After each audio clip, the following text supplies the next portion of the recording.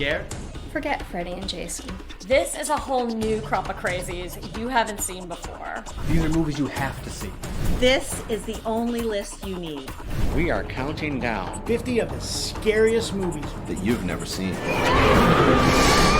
was the scariest thing I had ever seen, probably up until that point. The whole mannequin itself will sort of move, and then its mouth will drop open and just sort of scream at you. When the creature comes, this mutant jelly sausage bear thing. Despite the fact that it was this movie that was pulled from theaters, somehow it managed to spawn 4 sequels. It's like a fairy tale. That's the greatest character I've ever seen in a slasher film. There are so many red herrings in it. Of course, everybody's wondering what is inside that basket. Watch your nipples, because this baby likes a little more than milk. It's in your face and misogynistic, and it's directed by a woman. It has some of the best death scenes. The whole time you're just like, no. No, she's not. No, she's not. No, she's not. She definitely holds his future in her hands. Welcome to the 50 best horror movies you've never seen. A countdown of horror's hidden gems. We are shining the spotlight on 50 lesser known yet totally amazing horror movies that will satisfy even the most hardcore horror junkies. the needles in the eyeballs. Like, oh man. Like you're really stylized, really violent. The movie scared the crap out of me. It's insane. It's terrifying. It's pretty brilliant. It's a very psychological horror. These spine-chilling movies have garnered cult followings and critical praise, and it's time you discover them. So turn off the lights, lock your doors, and get ready for a countdown like no other. Grab some popcorn, grab some beer. This is it. These really are the 50 best horror movies you've never seen. You will sleep with the lights on. 50 scary movies you have to see. See these movies. They'll scare the pants off of you. These are the 50 best horror movies you've never seen. A countdown of horror's hidden gems. Narrated by me, PJ Souls. We begin at number 50 with Basket Case. You at home, you have to see Basket Case. Oh my God, it's amazing. It's set in New York. It's really gritty, but it's also really creepy. In Basket Case, Belial is the monster that our hero keeps in his basket, hence the basket case. Finished already? It's about a brother, Dwayne, who had a conjoined twin who was just a head and claws. Just made a disgusting half-brother, but Dwayne loved his brother and was totally sad that his dad separated them. The father throws him out in the trash, and then our hero rescues him and keeps him as his pet slash brother. And Belial is a little bit on the nasty side. One of the most charming things about the movie, because it predates CGI, is that it's all stop motion. I thought that was very cool in the back of the day to move Belial, the big lumpy, appendage brother, had to be all stop motion, and to me it was a very cool effect. Like the scene where the Belial attacks the nurse and then jumps out the window. Belial is sort of a mound of just flesh with a face and one arm. So to fling himself out the window and crawl down the side of the building is so creepily blissful, that you can't help but just love every second of it.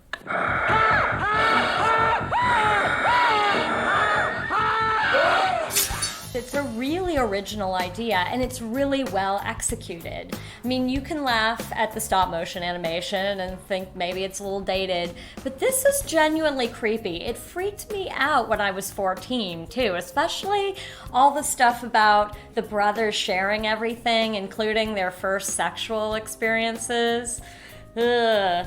And it was so horribly awesome that they made 2 sequels out of it. It's in my top 5 of movies that I would recommend people watch if they've never seen horror movies before. Now, doesn't that look like a basket of bloody fun? Now for number 49, When a Stranger Calls.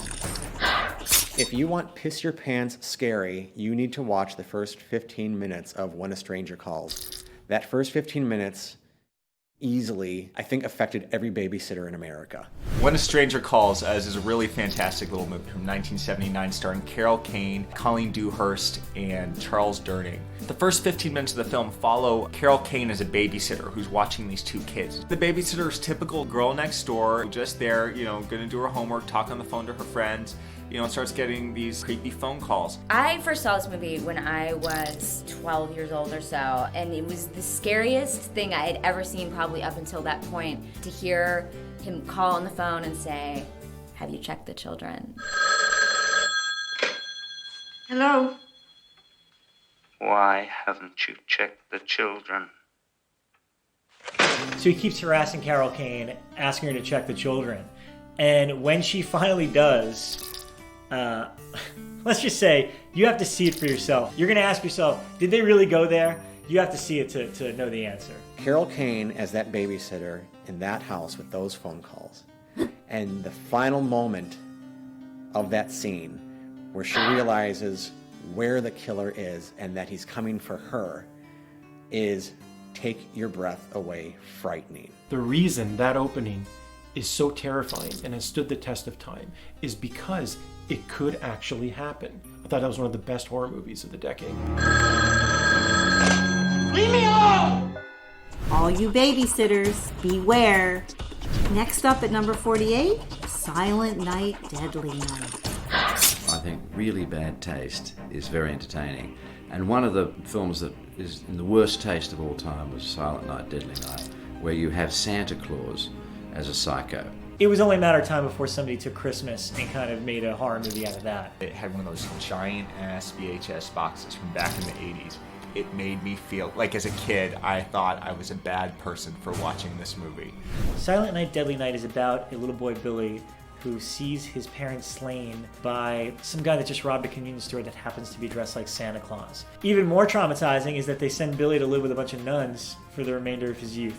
These very sinister, evil nuns who punish them whenever they're bad. The main character, Billy, develops sort of a phobia of Santa and Christmas, and also this intense sort of thing of punishment for anybody who does anything wrong. So years later, when he's forced to don a department store Santa outfit and sees something naughty happen, he snaps and becomes this killer Santa. Silent Night, Deadly Night has probably one of my favorite kills of a slasher movie ever. There's these two kids that look like they're too old to be sledding. One of them goes down and he's alright. The second one comes down, Santa Claus steps out with an axe. You have Killer Santa in this movie, and yet the grandfather, I think, is far more upsetting than anything else. Christmas Eve is the scariest damn night of the year.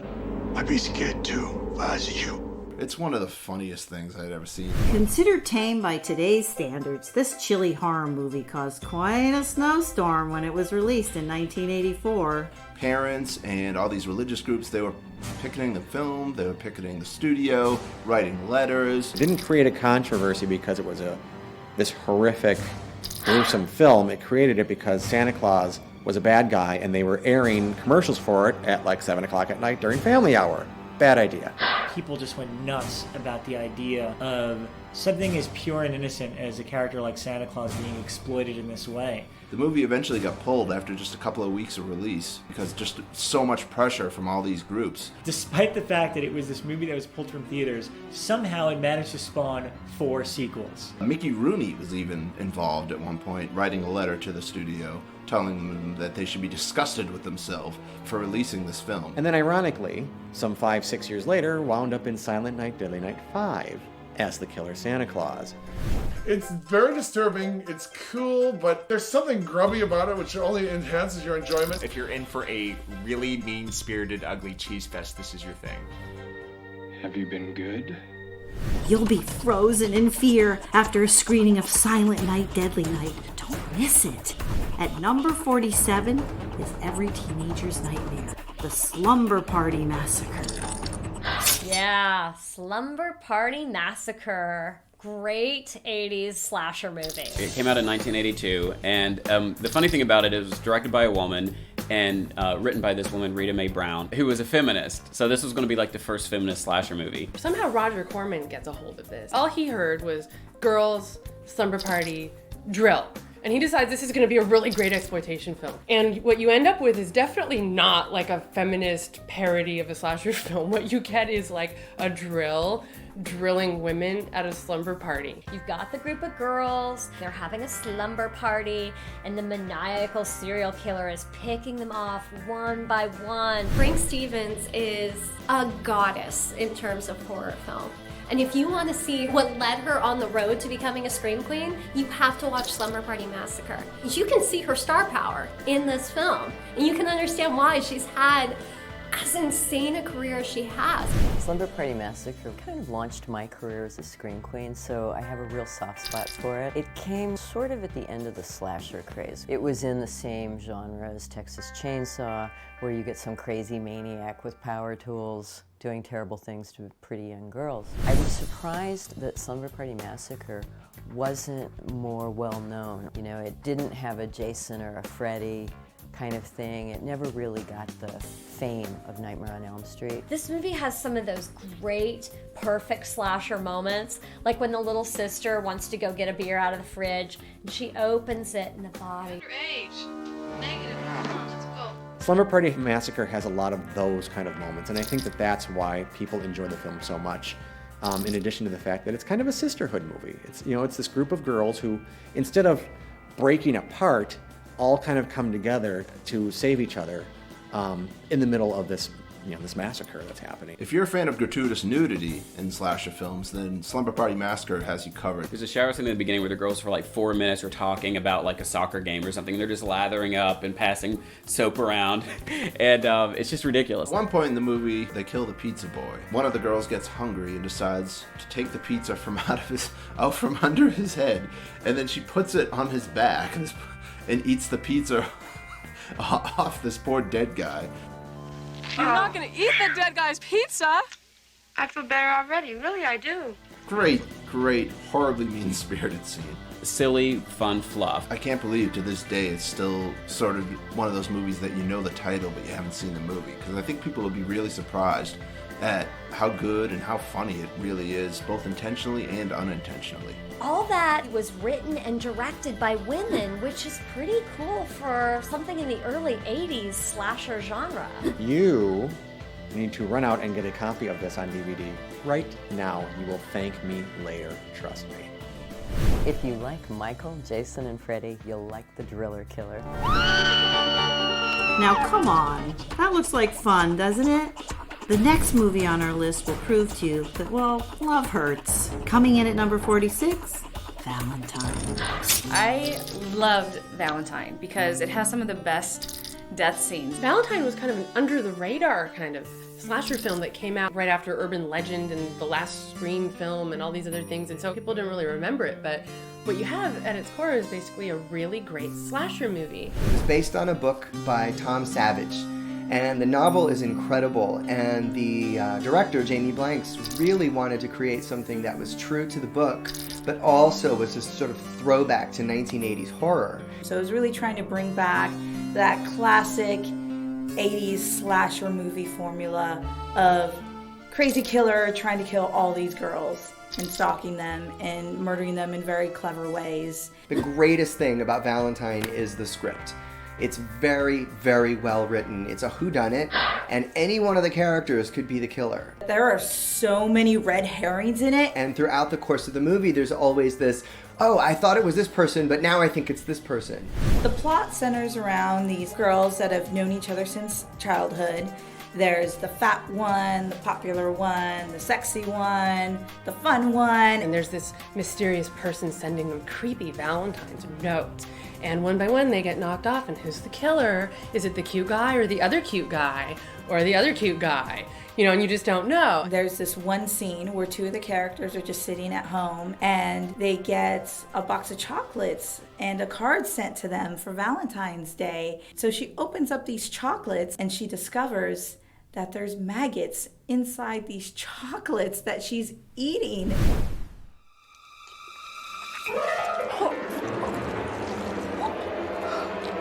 You gotta give it up for a killer that will taunt his victims using chocolate. Who can't have fun with that? You've got Denise Richards as the lead, bitchy, beautiful character. She's just in this jacuzzi with alcohol, lounging all fancy, and the next thing we know, she gets a rose and then she gets trapped in the jacuzzi, and then he's like drilling holes into it.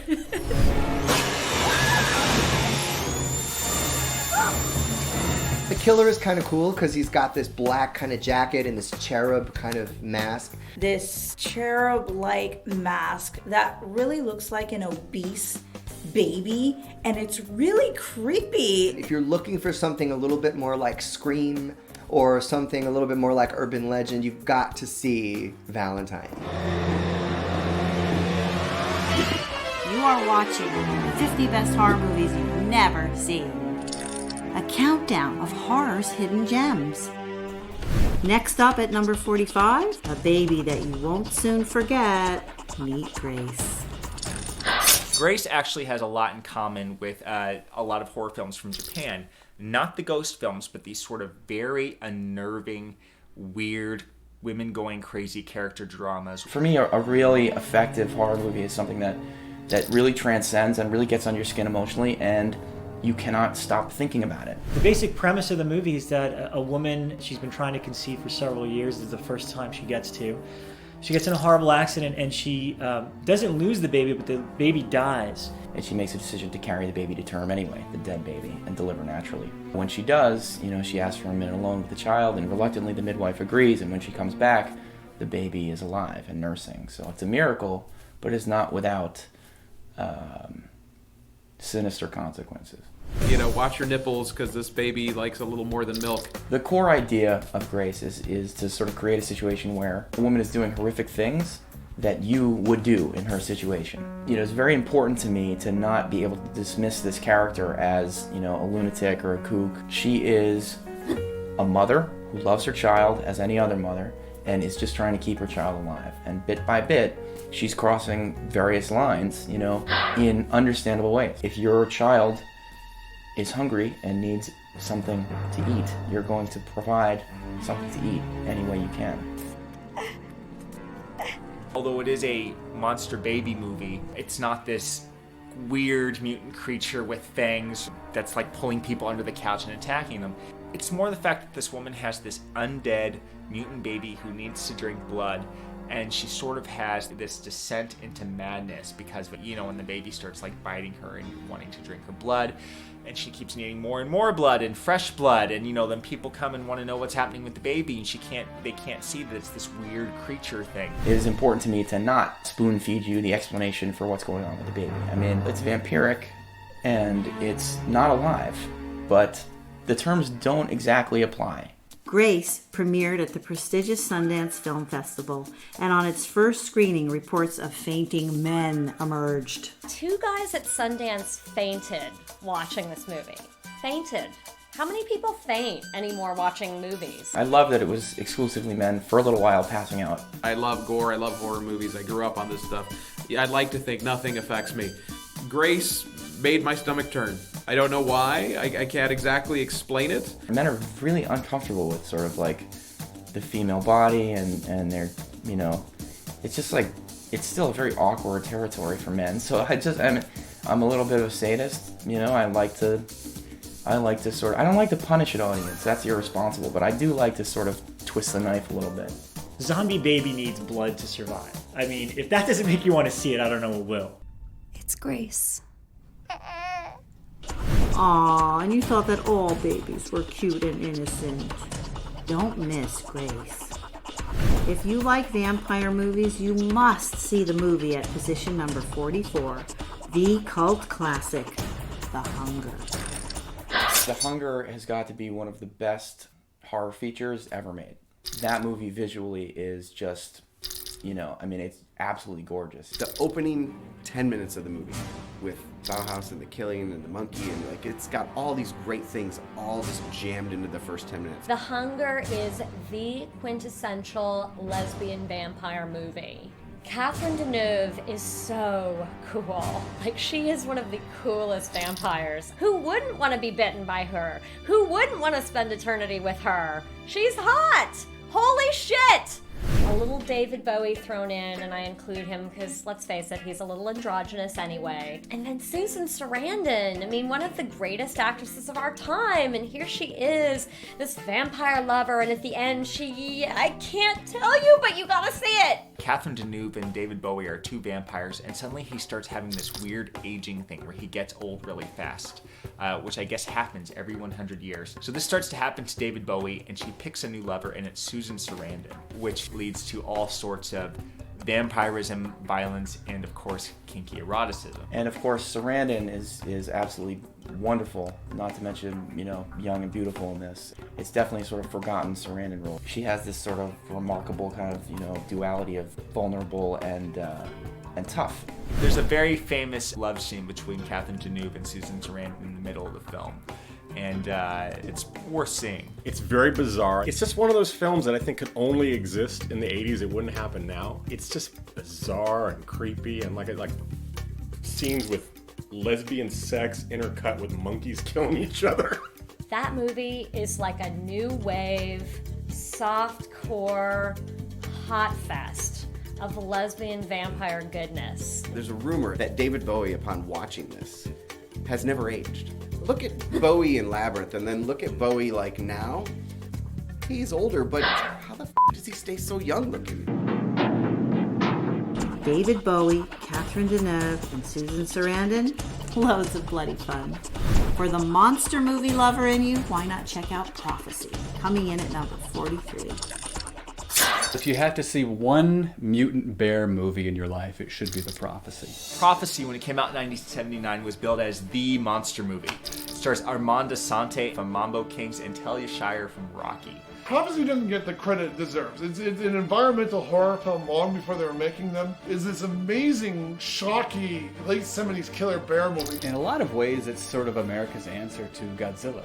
Godzilla is a byproduct of nuclear testing.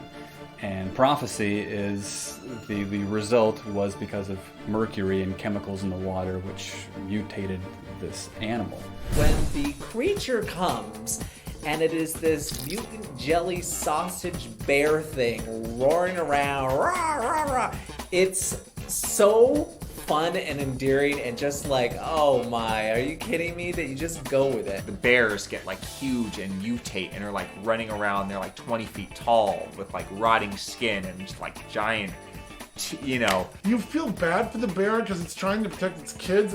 None of them are meant to be these mutated creatures. One of the best parts of Prophecy for me personally is Armand Assante as an Indian running around with his bow and arrow. Awesome. The scene with the Indian, Armand Assante the Native American going up against the bear with his bow, that's great stuff. I think this movie, coming out in 1979, was sort of part of that first wave of environmentalism that really got going after disasters like 3 Mile Island and Love Canal. And everybody was really worried about corporate toxic waste getting into our water and getting into our food and turning us all into crazy mutated freaks. Prophecy is great, it's underrated. Stephen King loves Prophecy. Anybody get a copy of Stephen King's book where he gives 5 pages to it and Dance Macabre? When you look at Prophecy today, yeah, it's kind of funny and it's a little hokey, and yeah, the monster doesn't look like what it looks like on the poster. But once you can kind of get past it's a guy in a costume and just watch the movie, it works. Who can't resist a giant sausage salami monster? This next movie is an over-the-top genre gem that will leave you speechless. Coming in at number 42 is The Dentist. I don't know about you, but dentists give me the creeps. We've all been to the dentist, and we all have natural anxiety about going to the dentist. Dentists are real people. They're gonna have bad days. Well, he has a really bad day. Corbin Burnson is in it, and he plays this dentist. He kind of snaps because his wife gets a sweet tooth for some other guy. And so all day long in his office, he's just torturing patients that come in for their, cleanings and crowns. It's one of those films where if you watch it, this of course it's a little far-fetched, but this could happen. Your dentist could decide to snap one day and just, accidentally plunge the drill halfway down your throat and cause this big bloody mess, which your insurance probably wouldn't cover anyway. One critic said, if you've got teeth, this film is guaranteed to give you nightmares, and we couldn't agree more. It's so over the top. What this dentist does to these people is just so crazy, ruthless, and bloody and awful that it almost makes it okay to watch. You don't sit there wanting to scrub yourself because you feel dirty watching it. You're almost like in disbelief that you're watching what you're watching. You'll be covering your eyes, doing a lot of this, It really makes you kind of think, as you're going under, and you're in that chair, you think, what kind of day has my dentist had? So it definitely gets you dreading your next trip to the dentist even more than usual. Watching this dentist just flip out is so much fun. And, I was hoping sequels would come out, like The Construction Worker and The Lawyer and The Librarian. Never happened. There now. Better? With 2 sequels to look forward to, I suggest you start watching immediately. If giant rodents equate to your idea of a good time, you will love The Food of the Gods, coming in at number 41. The Food of the Gods was released in 1976, but you feel as though it could have been released in 1956. I mean, it's definitely got those kind of special effects. The special effects are not what I would call the highest quality, but in some ways that is why I recommend it, because it's fun. It's a giant rat movie, and it was made decades after anyone kept making giant rat movies. Food of the Gods is a good film because the animals get back at the humans, and they grow nice and big. It puts man and beast at the same fighting strength. Food of the Gods is one of those environmental horror movies, something that's getting into the water, and the plants are infected, and then the animals that eat the plants are infected, and then the animals that eat the other animals are infected, and they grow giant and mutate. It's one of the big kick-ass killer rat movies. The rats are being shot, the rats are chasing a jeep. They use real rats in these little models, like these little toy cars and little toy houses, and it's so obvious. There's this one scene where a rooster is attacking somebody. I can't remember who it was, but it's hysterically funny because it's obviously this big paper mache rooster head, and it's kind of like someone's, throwing it at the actor, and the actor's like, ah, it's so funny. And I kind of wonder, like, the actors when they signed on. I mean, Ida Lupino, an icon, is, stabbing a giant rat in her kitchen as it climbs through the window.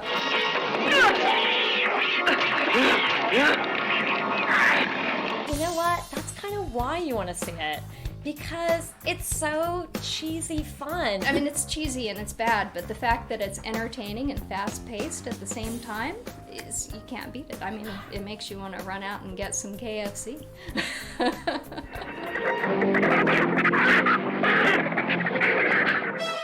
You are watching 50 Best Horror Movies You've Never Seen.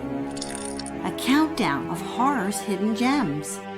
Next up at number 40, Motel Hell. Motel Hell is about the place where you check in but you do not check out. It is a story of a couple that runs the Motel Hello, but when the neon sign flashes out, it's the Motel Hell. Oh, Motel Hell, how I love thee.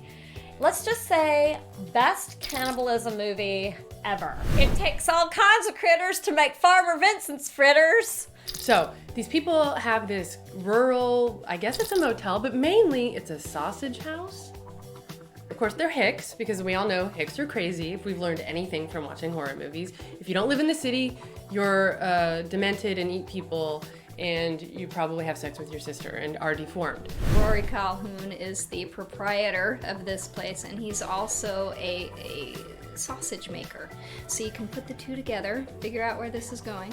Basically, what all of their guests are really for is not just the income for, the down payment on the hotel room, but to be buried in their garden out back and fattened up so that they can be cooked into these sort of sausagey fritters that they're famous for. You also get to see people planted in the ground like cabbages, because That makes sense. I think what I love about movies like this one is the sense of humor. Farmer Vincent is so proud of the fact that they don't use preservatives, and then on his deathbed at the end, the big confession is not that he's been slaughtering all these people who come to his motel to put them into his fritters, it's that they did use preservatives. I used preservatives. Oh! You might want to look on the back of your sausage package to make sure you know exactly what's in it. Or you can just watch Motel House and they'll explain everything. Yeah, I think this horror movie is probably a vegetarian's wet dream because you can watch it and be like, see? I told you, parts is parts. You don't want to eat that stuff. You don't know what's in it. It could be your grandma. Yes, folks, this movie actually got made. And yes, you must see it. The next time you get lost in your car, you'll totally be thinking of our movie at number 39, Wrong Turn. You have to see Wrong Turn. The whole idea of taking a wrong turn and ending up in this hellish situation is something that I think anybody can relate to. We've all been lost at some point. And this just happens to really play up that idea really great. It's a story about a bunch of inbred cannibals, really, that live in the woods, and they prey on people that get lost. And they're in the middle of Virginia, and they just sort of attack these people and eat them. You know, a good family movie. These are hillbillies from hell. These are the kind of people that, you do not want to cross if you're ever lost. If you see anything remotely looking like them, you go the other way and run. Wrong Turn features a strong cast including Desmond Harrington, Jeremy Sisto, and Eliza Dushku. Eliza Dushku. I don't even know if I said her name right, but she's hot. It's good enough for me. She's under a table or something and she's watching her friend just get cleaved. You put yourself in those situations and you're like, how would I handle it if I'm watching my boyfriend, girlfriend, wife, lover, whatever, just getting hacked and there's nothing you could do about it. There's this one scene where the 3 surviving characters escape up into this watchtower in the middle of the woods. And then you realize the cannibals aren't so dumb because since there's only one way in, there's only one way out, and they're like 300 feet in the air or something. And the monsters, instead of climbing up there to get them, they set it on fire. Oh my God.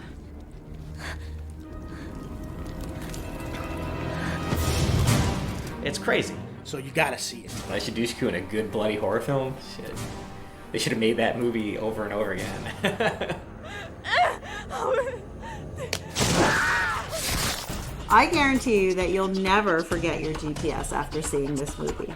If telekinesis gets you going, get your hands on a copy of The Fury, coming in at number 38. The Fury is directed by Brian De Palma, who 2 years earlier had made Carrie. The thing that's great about The Fury is it's got a spy thriller element to it. If you took a horror film and combined it with a summer action blockbuster, you would have The Fury. The cast in this movie is amazing. You've got Kirk Douglas as an on-the-run government agent looking for his kidnapped son, who is played by Andrew Stevens. And you also have Amy Irving and John Cassavetes. So Kirk Douglas' son is a psychic, and he's kidnapped by these government agents. They kidnap Andrew Stevens because he has this power, this telekinetic power, and kind of prime him to work for their organization. Basically, these government agents want to harness the psychic powers from Andrew Stevens so they can use it for all their kind of secret experiments. So they pamper him, they give him everything, and Andrew Stevens becomes their puppet until he finds out that he has a rival in Amy Irving, who's younger and has the same kind of power. So she teams up with Kirk Douglas, and they have to rescue the psychic son. Basically, you've got 2 people with psychic powers. 2, not just 1. So basically, the Fury is like Carrie on overdrive. There's some fantastic set pieces in the film. Whenever Amy Irving goes into a psychic fit, everyone around her starts bleeding. As you might suspect, causes a whole lot of carnage and mayhem. You can see it on her face. Her hands are just, like shaking as the power. You could feel it. You could feel it. There's also a huge attack sequence at this indoor carnival. For it today is pretty impressive. At this point in the movie, Andrew Stevens' character is kind of turned into a psychopath. The secret government agency pushes him too far. They're giving him way too many tests. They've taken him away from his dad. They're sort of psychologically screwing him up. And so he gets more furious. So he just stares at this amusement park ride and the veins are popping on his head, and all of a sudden, The ride breaks, people go flying, screws are flying. It's just a complete disaster.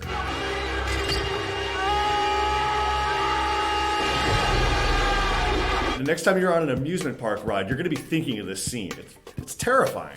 The camera work in this thing is phenomenal, and it's underrated, and people just say, well, Brian De Palma, well, that's Carrie, The Untouchables, Dressed to Kill. They mention all of his other stuff, but that Little Fury had a big budget, and it had like all these stars. You're gonna love this movie because you're immersed in that atmosphere. You definitely gotta see it. One of the best movies. If you like Brian De Palma's Carrie, and you're looking for some more telekinetic mayhem, then pick up a copy of The Fury. I can make you get up. Classic Brian De Palma. Trust me, I know. Claiming our number 37 spot is the cult classic April Fool's Day.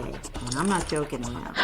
April Fool's Day is this awesome comedy horror that tricks you into thinking it's one thing and it's another and then it's another. April Fool's Day kind of came late in the slasher cycle. It came out in 1986. You know, there was all Friday the 13th, Nightmare on Elm Street's coming out, Halloween movies coming out, and then you have this fun little campy slasher film just popping out of nowhere. It stars the 80s scream queen Deborah Foreman, you know, Valley Girl and My Chauffeur. God love you wherever you are, Deborah Foreman. She was so cute and ridiculous, and Amy Steele was, you know, like the tough as nails chick. The Amy Steele was also in Friday the 13th Part 2, so she certainly had a genre following. April Fool's Day enrages every guy who loves blood and guts, and every girl who, I like scary, but not too scary. They love April Fool's Day. It's such a ridiculous plot. It's so ridiculous it's hard to explain, in fact. It's fun because you've got all of these like 80s archetypal characters. You've got the rich kid who has the house, Muffy. Muffy's her real name. I mean, I figured Muffy must stand for something. Muffin? Muff Child, Muffo, the Muffster, Muffin Stuff. Muff Dive. And she invites all of her friends over to this island cottage that is huge, and you know there's like rooms everywhere. And you've got the jock, you've got the smart kid, you've got the rich preppy kid. One by one, they're picked off, and Amy Steele, our heroine, is trying to solve mystery. And then she realizes Muffy has a twin sister, Buffy, or so she thinks. The plot is so thin. Amy Steele and her boyfriend are in the basement, I think, and her boyfriend sees like the eyes behind this painting. Oh my God. Amy goes and pulls the photo off.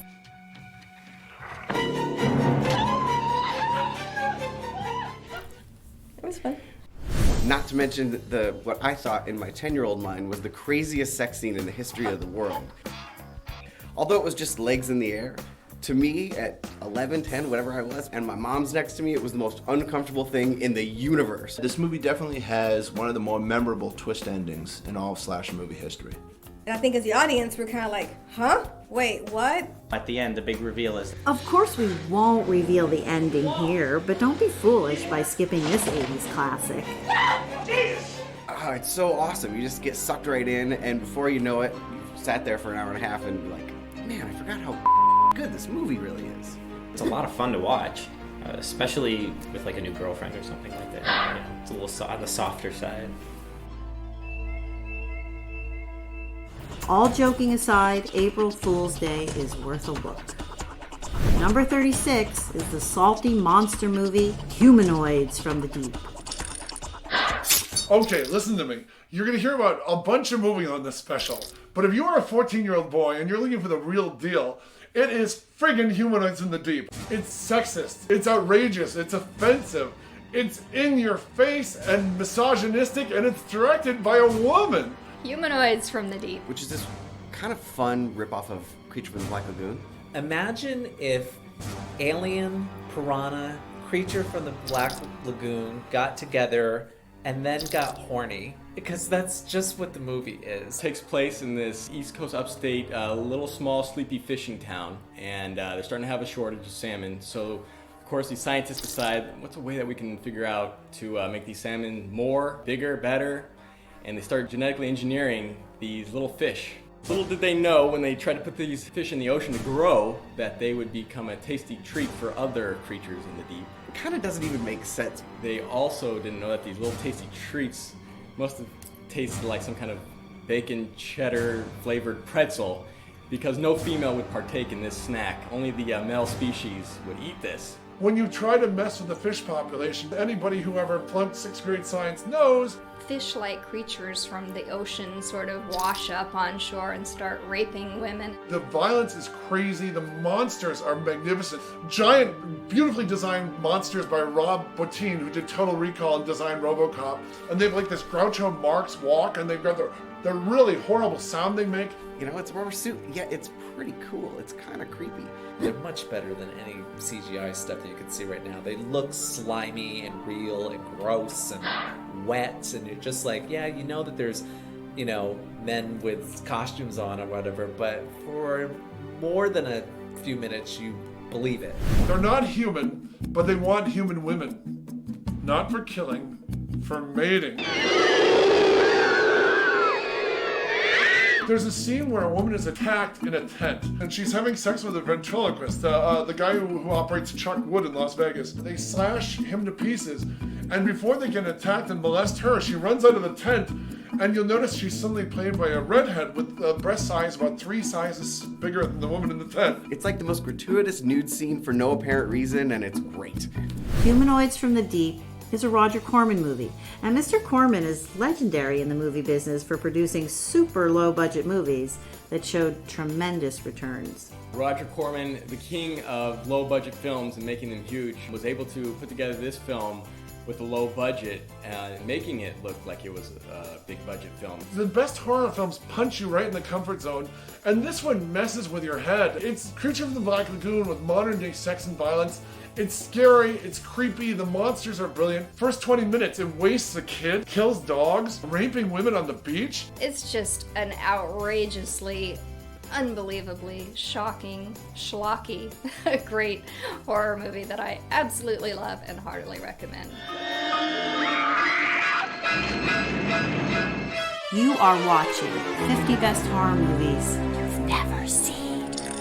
A countdown of horror's hidden gems. Coming in at number 35, Hatchet. This movie is great. I love this movie. I've told so many people about it. I'm a child of the Friday the 13th generation. I grew up on all those movies. And to me, Hatchet perfectly encapsulates what I loved about the Friday the 13th. If you want kills, you gotta see Hatchet. In the past few years, horror had been taken over by PG-13 movies, remakes, sequels, reboots, reimaginings, all that stuff. Hatchet comes out, and Adam Green and his crew delivered this kick-ass slasher movie. Hatchet is basically the equivalent of an old campfire story. It kind of creates this mythology around a killer named Victor Crowley. A group of characters go into the woods for this haunted swamp tour, and their boat gets kind of capsized and they're stuck there, and they're trying to escape while this elephant man-like killer is threatening to tear them apart limb from limb, literally. Kane Hodder's probably the most famous guy to ever play Jason. He's the only one that came back to play him in more than one film. And this was a new icon for him to play. I mean, Victor Crowley is every bit as strong and ridiculously inventive with farming implements as Jason was. Adam Green wanted to stick with, the old school horror and have, blood spray and, people getting their heads ripped in half and crazy monster people, and it's all practical. Practical meaning no computer-generated effects. Modern horror movies are filled with computer touch-ups, but not Hatchet. If you are just into old school, brutal, vicious, nasty slasher kills, Hatchet provides, I think, really probably one of my favorite slasher movie kills in the history of slasher movies. I mean, I don't even want to give it away, really, but let me just say it involves twisting someone's head in various ways where their jaw sort of comes off of their head. I mean, it's pretty brilliant. So you have a head getting ripped off, you have arms being completely ripped off with tendons that are just stretched, and you have tons of blood spurting, obviously, hatchets involved. It is gory as in the greatest ways possible. Now, this is an actual prop from the movie Hatchet. I was a big supporter of the movie when it came out, and I got a couple of thank yous from Adam Green, the director, and this was one of them. So it's been on my wall. I took it down for this, but so I have the Hatchet, and the secret is I think he made about 20 of these, because I know a couple other friends of mine that have the exact same one. It's not a remake, it's not a sequel, it's not based on a Japanese one. Definitely the type of thing that you should check out with your friends and just have a good time and not take too seriously, because it's a really fun audience movie. 80s horror fans unite. Let there be hatchets! If creepy and quirky get you going, check out our movie at number 34, May. May is the perfect film that encapsulates what it's like to be the loner, the outsider. May is this amazing horror movie directed by Lucky McGee about a girl who essentially goes from just being kind of a weird girl who has, you know, a fake eye and her only friend is a doll to becoming a complete psychopath. The whole idea is that she likes certain parts of people. What she's doing is taking pieces from people in her life and putting them together, and it's kind of, in some twisted way, a bit of a Frankenstein story. She has a crush on this guy and she really likes his hands. Or she meets this guy and she really loves his arms because he has a cool tattoo. And she has this doll that breaks and she kind of goes insane after that and decides to take all these favorite parts and sew them together, as any normal girl would, and makes her own special best friend. Typically in horror films, you know, you see the damsel in distress, the scream queen, who, as a guy, we can almost safely sit back and watch a hot girl scream and yell and ultimately get axed to death. So it's a little bit less frequent when you see that the males are the victims. Angela Bettis portrays May in a very awkward yet sympathetic way. She's essentially this girl that doesn't really have a connection with other human beings and kind of has a crush on the Jeremy Sisko character. Some people think it's kind of gross. I love gross. Really? Disgust me, please. I think one of the most amazing things about May is that you identify with this girl who's about to cut up her ex-girlfriend and her ex-boyfriend and all these people and make a fake person. And I think that's amazing that you start to identify with her because you feel bad for her. And you feel bad because people are mean to her and they think she's weird, and you want her to be able to find a friend, even if it's a weird Frankenstein friend. The ending of May will definitely leave you with the feeling that you need to take a shower immediately. It's one of the most bizarre, uncomfortable, creepy films I've ever seen. It's just sort of a girl's search for a best friend. Just kind of sad.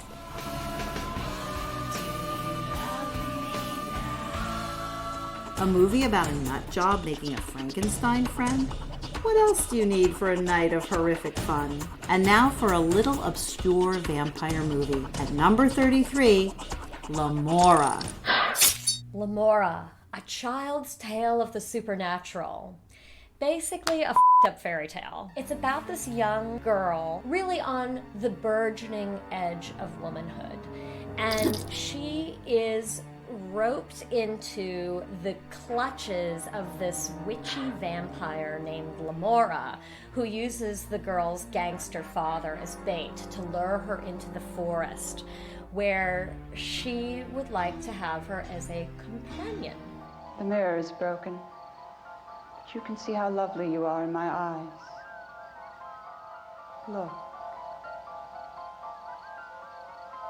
You feel the lesbian instincts more than they're shown, which makes it weird and hot and dark and interesting. This movie would be on my list of top 50 to see because A, it's so beautiful just to look at. B, it's got the lesbian vampire angle, and if you're like me, there's nothing wrong with that. C, it's just creepy as hell, and it's got some of the best vampire kills back when vampires were actually evil and cool, and they did bite people, and they did want to have sex with them, and they didn't sparkle. You never really hear Lamora mentioned. I think Elvira probably gave it its widest audience when she put it on video and DVD. It's amazing. It's beautiful. It's creepy. It's got the lesbian vampire angle. I mean, what's not to like? Creepy and sublime, Lamora will bite into you and won't let go. Looking for more blood-sucking fun? Check out The Brides of Dracula, our hidden gem at number 32. I love Hammer movies because they're always so gothic, and they take place in the Transylvanian countryside, and they have the most beautiful actresses in them, always. And this one is no exception. Brides of Dracula is sort of the red-headed stepchild of all the Hammer Dracula movies, probably because it's the only Dracula movie they made without Count Dracula. Peter Cushing is back, thank goodness, playing Von Helsing. But in this one, you have a creepy old estate and, of course, this beautiful young French woman who is traveling by herself through the countryside to go be a teacher at a girls' school, is intercepted and brought to this castle. And there is a young master of this estate who's been chained up for years because he's a vampire. And she, silly little thing, she lets the vampire go. You little fool, you don't know what you've done. You don't know what you've done. But in the nick of time, Von Helsing is there to save the day. Huzzah! You might be noticing that not only is Dracula not in this movie, but neither are his brides. We'll explain.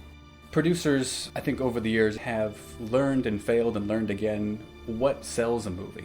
If they put Dracula in the title, audiences will go. But what audiences are really drawn to are the characters or the actors. It's more about this one guy who sort of has a harem, which is where the brides of Dracula comes from. He's got this posse of hot chicks that he's turned into vampires. David Peel, who plays Baron Meinster, somehow seems to out-camp Peter Cushing. I don't know how he does it, but when he finally emerges with his purple cape and his bouffanted hair, he's sort of the Gary Glitter of Draculas. I think sometimes you want to have glamour hammer. Bouffant hair, countryside bloodlust, and gothic mansions. Horror heaven. Coming in at number 31 is the hair-raising Exorcist 3. Exorcist 3 was really a welcome movie for me because it made up for the awful stench of Exorcist 2. Exorcist 3 with George C. Scott and Brad Dourif and Jason Miller. Certainly a much worthier sequel to The Exorcist than The Heretic was. When this movie came out, I don't think a lot of people knew what to make of it because I think they expected more of like the first Exorcist with, you know, a girl with the crucifix doing stuff to herself and projectile vomiting. And this movie is actually more of a psychological thriller. Brad Dourif plays the original killer who has kind of been hiding out in the body of Father Karras, who has gone unnamed for the last 15, 17 years, you know, however long it had been since the original film. The priest from the first film is, you know, he's locked away and he's crazy and he's actually possessed. Did you think to save your friend, the priest? When you think about sequels that get 3s, like Jaws 3, or Friday the 13th 3, or whatever 3, yeah, but this one's actually pretty intelligent. One thing that people overlook about The Exorcist 3 is that it's got a really great sense of humor. Father Dyer, who says, Jesus loves you, everyone else thinks you're an asshole. The Exorcist 3 is highly overlooked, and people do need to check it out. It's a very moody, slow burn kind of a film, and has some of the creepiest nurses known to man. It has a very powerful atmosphere that stays with you. It also has one of the all-time greatest scares in any movie ever. One of the best shock scenes that I've ever seen in a movie in my life. Probably one of the best scares in horror ever. That moment with the music, everything just freaks you out. Man, did that audience scream their heads off, and I was just as loud as anybody else. It's one of those scenes where you have to check the mirror afterwards to see if your hair has gone white, because it is so frightening when it happens. It is absolutely insane. You see that in the theater. I remember seeing it in the theater in the summer of 1990. The entire theater jumped, and it's very rare you see that in a movie theater anymore. If you think we're going to show you the scene, you're crazy. Stop the DVR, rent the movie now, and thank us later. You are watching 50 Best Horror Movies You've Never Seen. A countdown of horror's hidden gems. Up next at number 30 is the terrifying Burnt Offerings. Burnt Offerings is that haunted house horror film that came in the 70s before the Amityville Horror. Burnt Offerings. That movie has a plethora of scenery chewers to enjoy. Oliver Reed, Burgess Meredith, and of course, the great diva throwdown, Karen Black and Bette Davis. Come on, you have to see this. So this family, they're sick of being cooped up in their city apartment, and they want to go out and spend the summer in the country. and they find this house that's just too good to be true. It's this huge mansion, just beautiful grounds. So these people move into this house that is of course owned by Burgess Meredith. Who else would own the house other than Burgess Meredith? Oh, I like them, Roz. I like them. Don't rent a house from Burgess Meredith. That's just should be a general rule in horror. Don't ever do that. He can train you as a boxer, but do not rent a house from him. Brother and sister are renting it to them for a steal, with the only catch being that there's an 85-year-old woman who will be living upstairs in her room and only needs a tray brought to her 3 times a day with food. Awesome. Awesome! When they move into the home, the plants are dead, the wallpaper is peeling, the house is kind of cracking and falling apart. And things start to get a little crazy as the summer goes on. Karen Black's getting a little freaky about keeping the silver polished. Betty Davis as Anne Elizabeth, she's getting tired all the time. All she wants to do is sleep. And all of a sudden, the house that's been dilapidated and pretty old and whatever starts repairing itself. It becomes more colorful, the plants come back to life, and yet the characters within the film are all slowly deteriorating. When someone dies or gets sick, the house regenerates itself. It regenerates itself and gets more beautiful, but it requires death and sickness to do so. It seems like the house is kind of trying to kill them. When I saw it at 7 years old, it literally destroyed me, gave me nightmares. The little boy is the only one who kind of knows what's going on. And he's attacked by his father in the swimming pool. The concept that your own father would try and kill you, especially to a young child, was traumatic for me. Although Burnt Offerings received mixed reviews, the film won 3 industry awards in 1977, including Best Director, Best Actor, and Best Actress. And it's one of those movies that is not afraid to be unrelentingly grim. There's this great running bit of this evil-looking chauffeur that keeps smiling with these sunglasses, and Oliver Reed has a nightmare about it from when he was a kid, and this chauffeur keeps coming up the entire time. It's really a creepy image. It remains one of those movies that kind of affects you mentally in some way that you can never shake. So 30 years after seeing it originally, it still just makes me nervous when I watch it.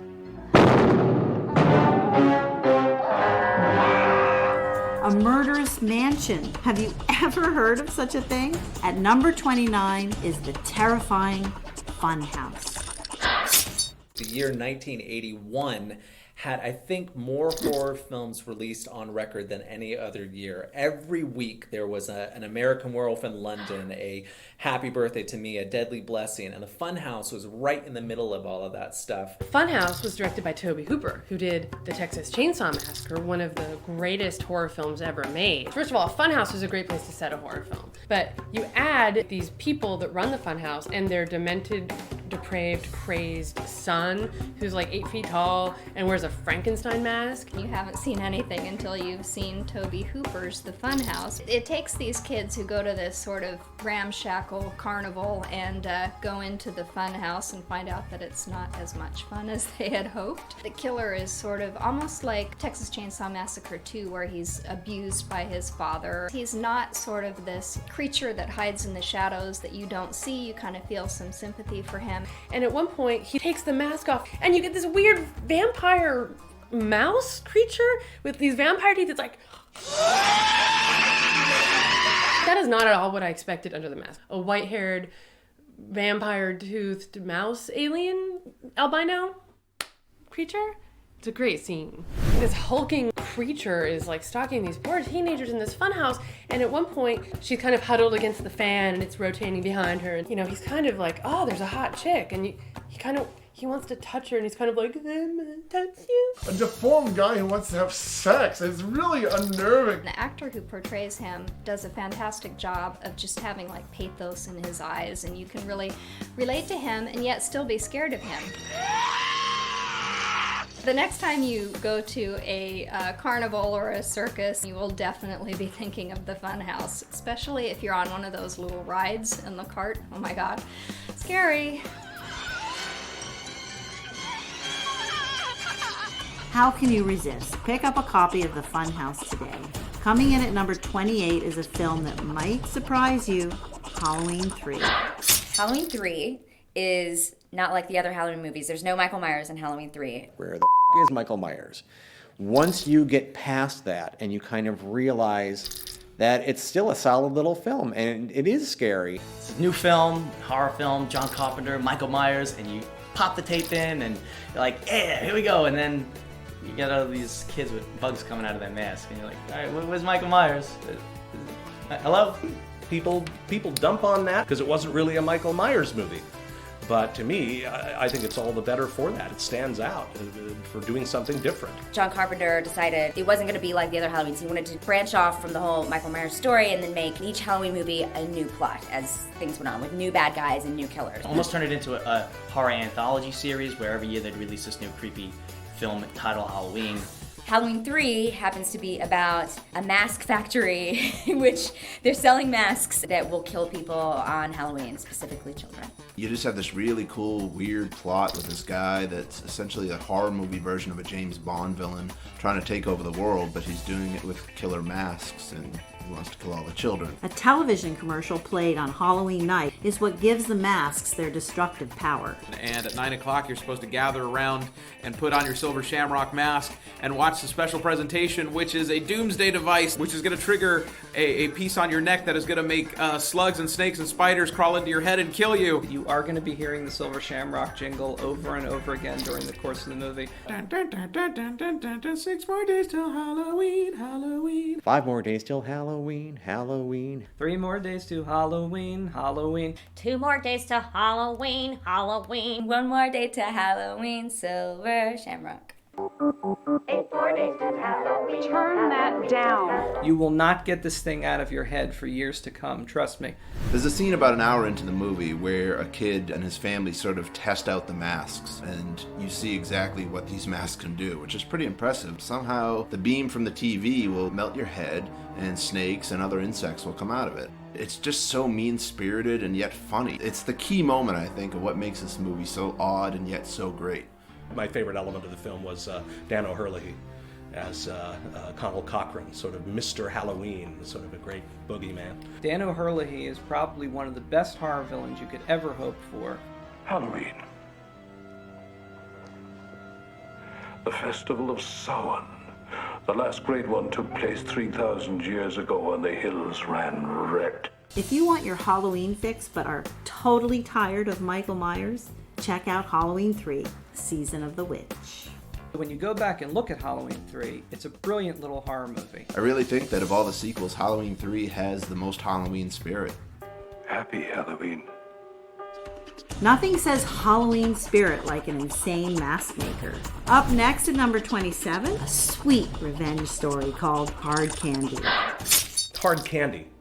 That blew me away. I thought that was a really fine film. Hard Candy is essentially about an internet predator that finally meets his match in a 14-year-old sadistic preteen girl. This young girl, played by Ellen Page, meets this older guy, played by Patrick Wilson, for the first time in this coffee shop. And they end up back at Patrick Wilson's house, which is very, very inappropriate because she's like a young adolescent girl going to this like full-grown man's house. Like, he's just so slimy and charming, and you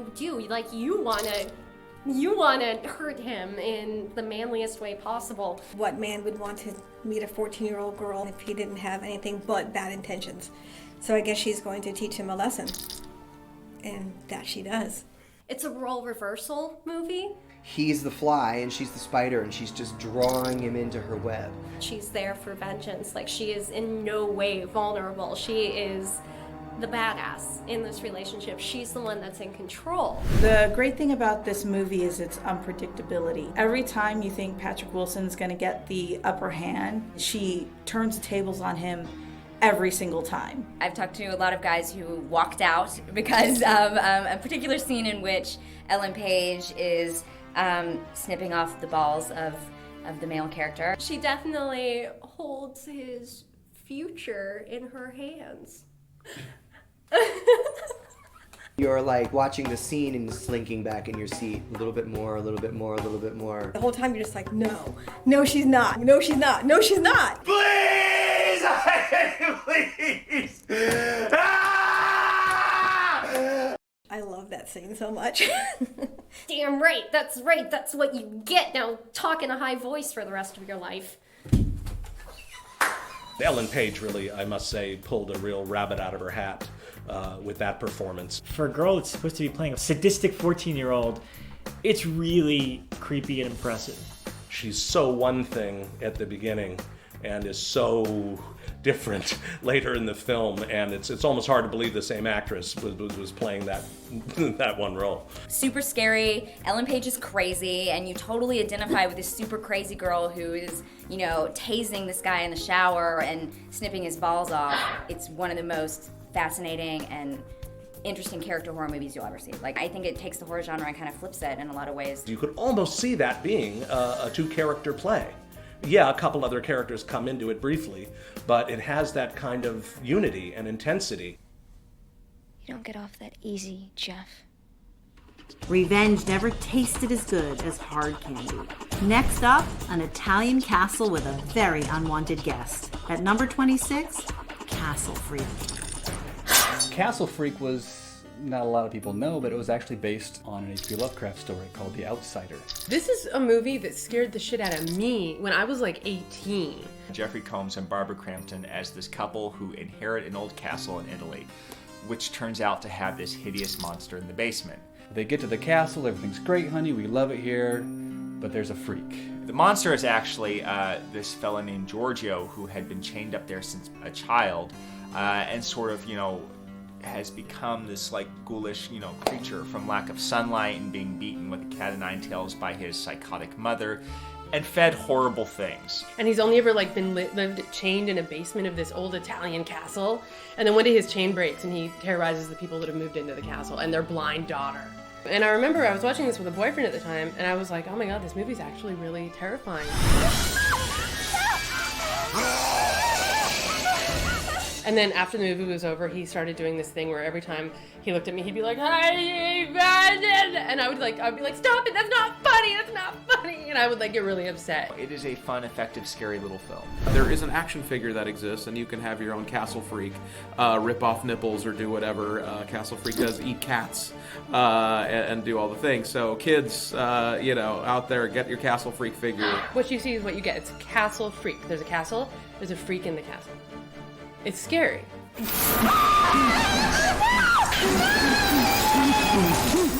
You are watching 50 Best Horror Movies You've Never Seen. A countdown of horror's hidden gems. And claiming the number 25 slot, a fright fest called Feast. John Gulager's Feast is one of the most splattery movies you'll ever see. It's one of those great creature features that has a really cool monster, but at the same time, it's got a really great sense of humor. Ben Affleck and Matt Damon started this thing called Project Greenlight, where the TV show would detail the production of a low-budget film.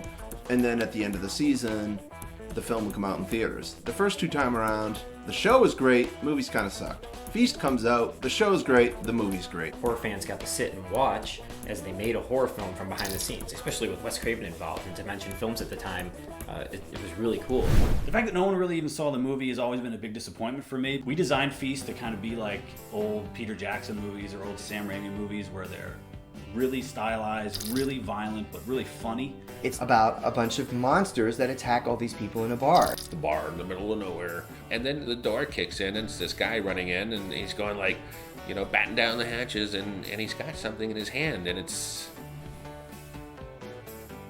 the head of one of these guys and it's been chopped off. And they're relentless.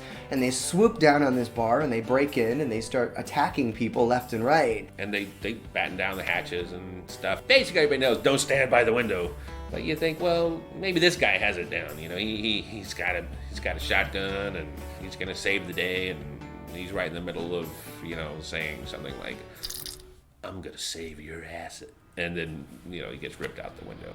I'm the guy that's gonna save your ass. I don't even know how you could describe the creatures in Feast. The creatures in Feast they're horny. And the monsters have penises. The monsters in Feast will you and kill you, and not always in that order. And there's a big scene where the monster penis gets stuck in the door and they chop it off and it bounces down the stairs and it's kind of almost seems like it's alive and it gets squashed and it squirts all over the camera. We wanted to go that extra step and have it be, you know, a little unsavory. That approach worked, and the Feast franchise cranked out 2 more sequels that served up the same unsavory fun. Jenny Wade in the Feast movies is sort of like Ash from Evil Dead. Over the course of the 3 films, she gets every single bodily fluid tossed, gunked, everything you could possibly do to this poor woman across 3 movies. Basically, if it's a liquid, it gets splashed across somebody's face. It's just wall-to-wall stuff like that. You'll never ever know exactly what will happen next in a Feast movie. Any horror fan who's getting into horror would love this movie. To me, it's like the Evil Dead 2 of this generation. And they do the same tricks all over again and surprise you all over again in Feast 2 and 3. It's a feast for the senses, isn't it? Rent this now. And if you like a good dose of humor with your horror, try out Slither at number 24. And the award for best use of an air supply song in a horror movie goes to Slither! Slither is an awesome movie. I'll just say that right now. I love that movie. The plot is an alien lands on Earth, wants to take over the world and kill everyone and eat them or impregnate them. And the townsfolk are just trying to stop it from destroying the entire world. And of course it happens in a small town, because it always happens in a small town. Grant, who's played by Michael Rooker, goes to investigate and ends up being infected. He starts to mutate into a creature. He goes on this meat lust where he's like in the supermarket looking at stacks of ground beef and just going, meat. Meat. It brings back what a lot of horror films I think have been missing in recent time, and that is humor. A lot of people were caught off guard with the fact that Slither was a horror comedy, which at the time was sort of taboo. It's unfortunate that it kind of got lost in the shuffle. A lot of people instantly see the slugs and they're like, oh, I don't like bugs. But it really is one that not everybody's seen, and it's so good. What makes this different is the direction of James Gunn. His execution of this story was brilliant. James Gunn decided, look, we're not going to take ourselves seriously because this story is ridiculous. So we're just going to make it completely campy and tongue-in-cheek and fun and yet scary and creepy. Of all the movies on your list, Slither should be at the top of your, I haven't seen this yet, but I really should. James Gunn, props, man. Slither serves up sensational, slimy fun. Love a good gore fest? Check out Inside at number 23. Inside is so disturbing, it made me not want to have a child. Personally, I hope I never get pregnant after watching Inside. Essentially, it's a home invasion movie with a really up twist. The cool thing about Inside is that the title actually has 2 meanings. Obviously, there's the obvious one, inside. She's trying to get inside the house. But there's something else she's trying to get inside, and I think I'll let the movie speak for itself on that one. You go in thinking that it's going to be a creepy killer kid movie and a baby that maybe is like Rosemary's Baby or The Devil, and it's really not that at all. It turns out to be a real cat and mouse thriller. You take this most seemingly simple concept of a woman alone in her house on Christmas, and then somebody shows up. In the middle of the night, she gets a knock on the door, and it's a woman who says, oh, I need to use her phone, and then tricks her way in. There's this one scene where she's watching TV, and the crazy lady comes out of the shadows from behind her. And then it becomes this extreme, brutal, it's maybe one of the goriest movies ever made. The amount of gore is just astounding. I mean, it's really grand guignol, and it brings back the French tradition of the theatricality of the gore. Inside is about 2 women battling. You know, when you put 2 men against each other, it gets very testosterone driven. It's like, hey man, I'll get you. You're dead, bro. I'll kill you. But when it's women against each other, it gets like a mother tiger protecting her young. It gets very much like, oh, this is it. You're done. When it gets to the bloodbath stuff, by the end, you're almost like numb to it because there's so much blood. One of the key scenes in this movie is where this woman has to give herself a tracheotomy. I have to say that tracheotomy scenes get me right here every time. Inside has one that tops them all, and it's really, really cringe-inducing.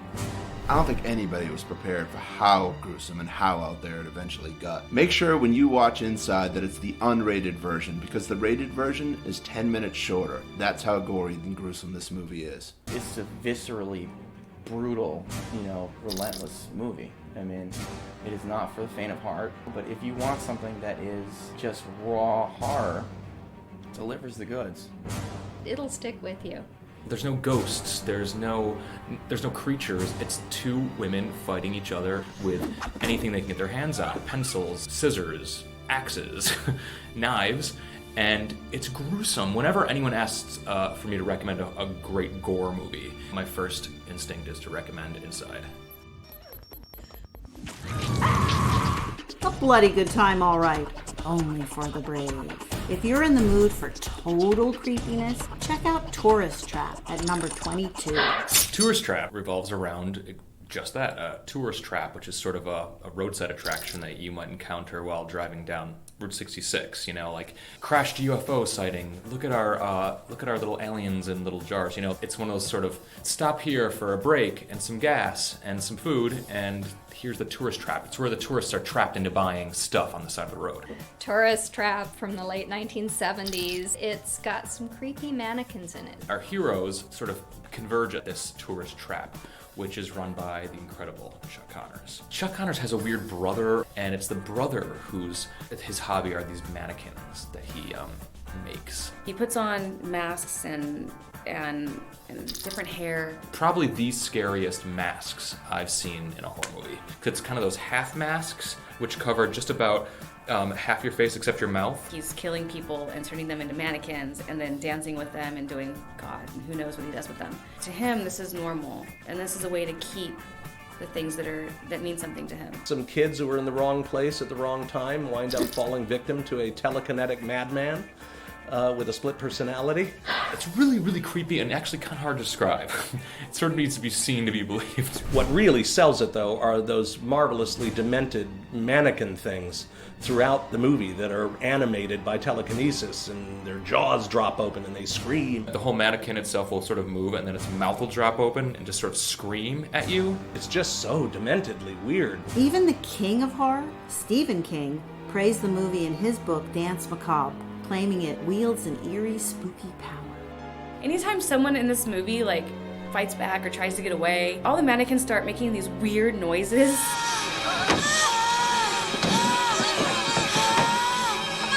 It's kind of neat, and it's really beautiful in a way, even though it's very creepy. Creepy little film, To this day, I can't stand next to a realistic-looking mannequin in a department store. And I know that sounds silly for a guy who's 39, but that's how effective that movie was in terrifying me. If you don't like mannequins, you will love Tourist Trap. Tourist Trap is a creepy little classic that you'll never forget. Now get ready for another genre classic, Trilogy of Terror, next at number 21. The Trilogy of Terror film is so great.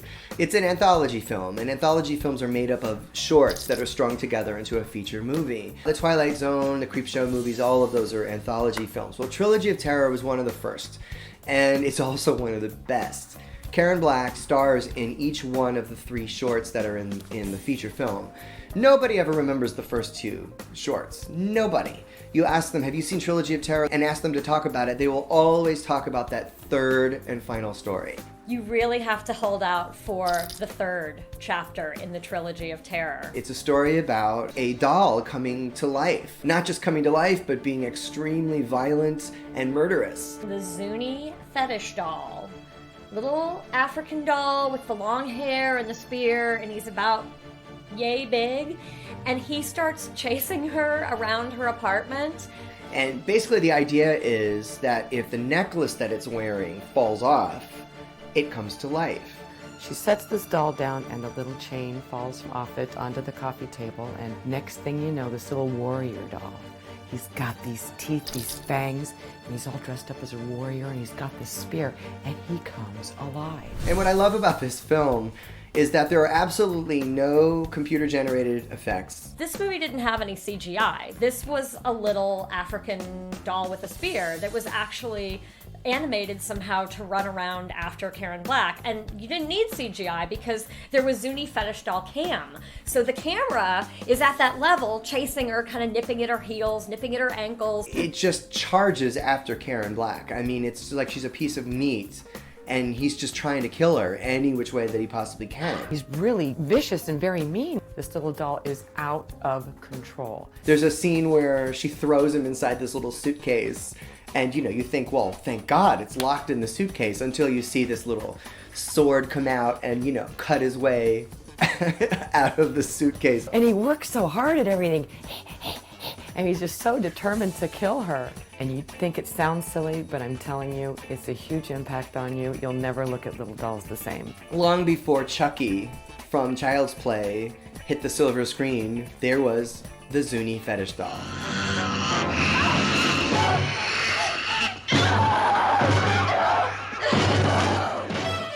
You are watching 50 Best Horror Movies You've Never Seen. A countdown of horror's hidden gems. Up next at number 20 is a prickly little gem called Splinter. Splinter is this movie that not a lot of people have seen yet, but it's super, super creepy. For some reason, just thinking about it, I get chills. That thing with the spikes and the thing, it's just weird and creepy and gross. Splinter came to me actually as a script. It was originally called Tooth and Nail. It reminded me a lot of all the great horror movies that I loved as a kid. The very sort of contained siege-based movies like Dawn of the Dead, Alien, The Thing. Movies where people are trapped in a situation and have to deal with whatever's attacking them. It takes place at a gas station, and these people are stuck inside of the gas station convenience store, and there's this monster outside that is pretty relentless, and it's trying to get on in. What is the actual creature itself? And really there is no creature, there's no entity, it's basically a substance. If it touches you, you sort of get infected by it. The core of the idea for the creature in Splinter came from is that it infects you from the inside and takes over your body and takes control of your skeletal structure with no regard for how your body normally works. It's not a vindictive creature, it just wants to survive and propagate its species. As long as it has something to feed off, it will stay alive. Splinter features some of the best special effects ever. It's absolutely incredible. There's a scene in the movie where one of the characters gets infected up the top of his hand, and they need to remove his hand. So, how do you do that? Well, you cut it off, but if you don't have the necessary tools, you have to break it off. So Splinter has one of the most disgusting arm removal scenes you will ever see.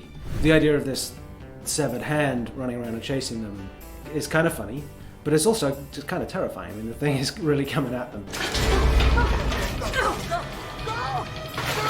I really like that scene. It's kind of the fun break in the horror movie that the audience really needs, I think, at that point in the film. And it's a crowd pleaser. It's a lot of fun to watch. Go see Splinter, okay? Rent it, Netflix it. Every time you think you got the movie figured out, it kind of veers left or veers right. Really, really cool, really dark, really strange.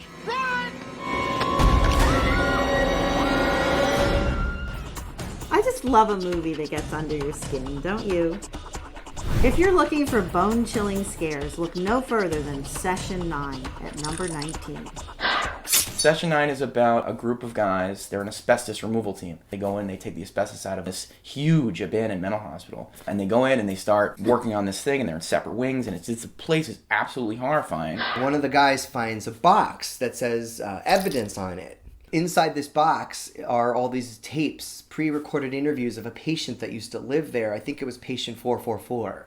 And it's all of these tapes marked Session 1, Session 2, Session 3, and there's 9 of them. I was watching the movie in my bedroom one night. My wife was asleep next to me. In the middle of the scenes where he's listening to those really slow tapes and all this stuff, my wife kind of woke up in the middle of a nightmare and she said, "What the hell are you watching? What is this movie?" What happens to this crew after listening to these tapes?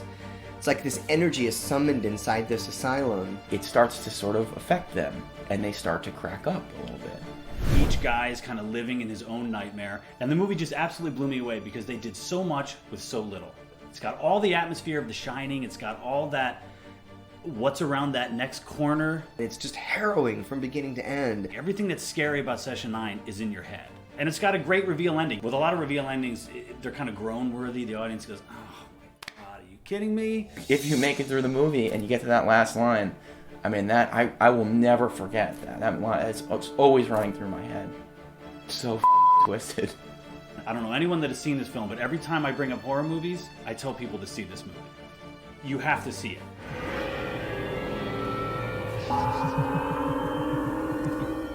Happy nightmares, everyone.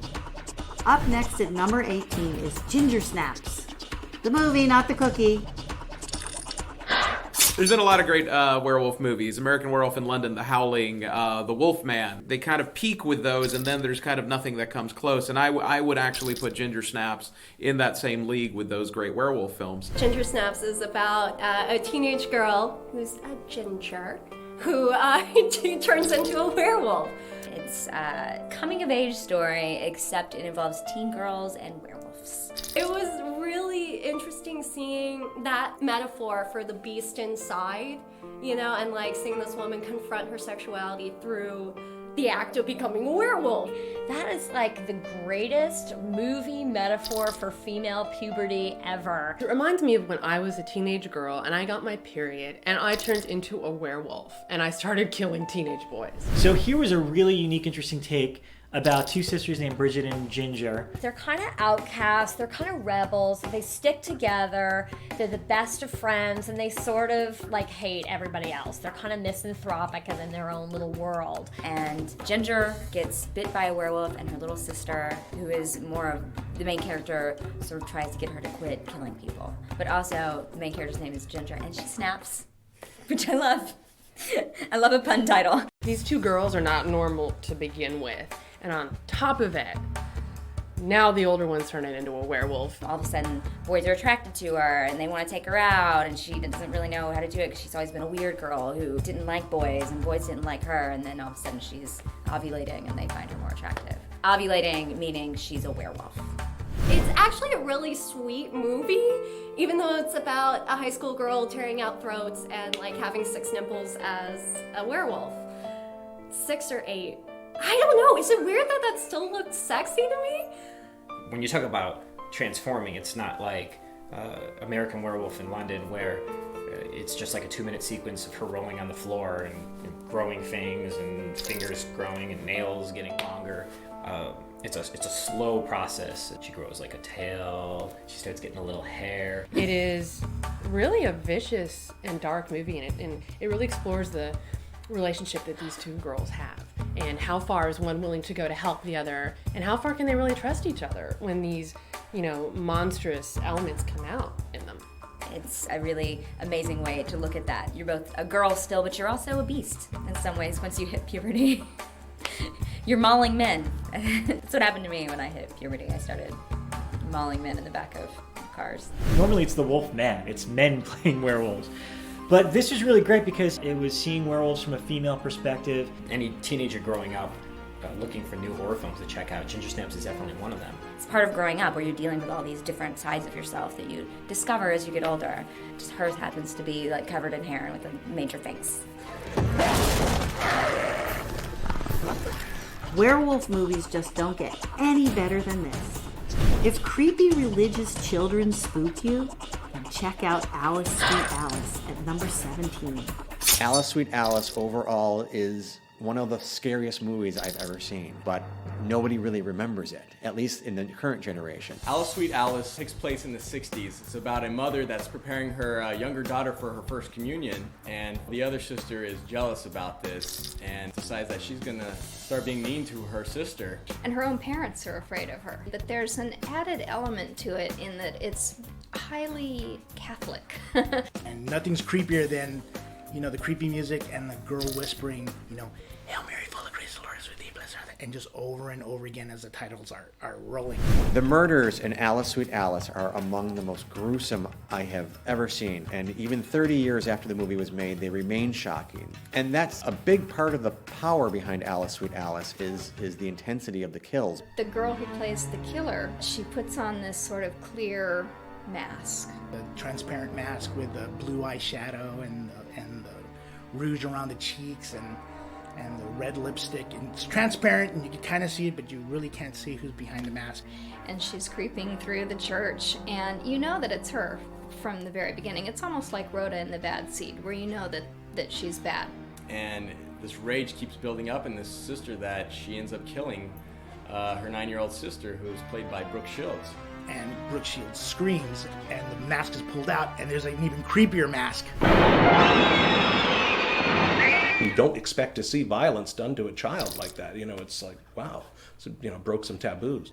That's when the body count starts. Everyone who's amongst that little cast of characters is being killed off one by one. The whole town is just so surprised that this has happened in this small community, and it's a search for who this killer is. This whole movie, every character, something's wrong with him. It also worked well as a police thriller and mystery at the same time. This one is one that is not as famous as The Bad Seed or Audrey Rose, creepy kids, movies like that people have heard of. Not many have seen Alice, Sweet Alice, but it's definitely worth looking. Now that little girl makes the skin crawl. Don't miss Alice, Sweet Alice. Next up at number 16 is a movie you'll remember if you're ever hospitalized, Visiting Hours. There was this subgenre in the early 80s of news women reporters in danger. There were movies like Eyes of a Stranger and The Howling and The Seduction, and the list kind of goes on. And then there's Visiting Hours. I think people were going into it expecting another Jason or Michael or whatever like that, and it wasn't. It was actually like intelligent adults in intelligent situations. Visiting Hours is kind of a ripoff of Halloween 2, where you have the serial killer who just has to get into that hospital and terrorize the nurses and patients, and the anchor woman whose love interest is played by William Shatner. Always a plus. In Visiting Hours, Lee Grant plays this anchor woman who's very opinionated and very strong, and for some reason, we don't know at first why, but really infuriates Michael Ironside, who plays our killer. He's got some personal vendetta against her, so he stalks her, injures her in her home, and then she's sent to the hospital where he stalks her more during the visiting hours. Unlike the other 80s horror films like Michael Myers or Jason, Michael Ironside is this character that is out front. You know who this guy is. This wasn't a faceless killer. This is someone you meet right away.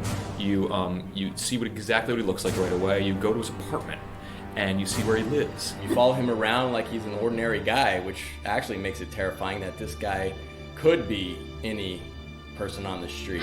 Yeah, you don't want to run into this guy. And he just sort of wanders in whenever he wants. He pretends to be a well-wisher. He even injures himself, so he has to go to the hospital. He mutilates his arm by taking a bottle, smashing it, giving him some really bad cuts to get him admitted into the hospital. And sure enough, they take him in, and he's a couple rooms down. He's in there for a few minutes, and then decides to go look for good old Deborah.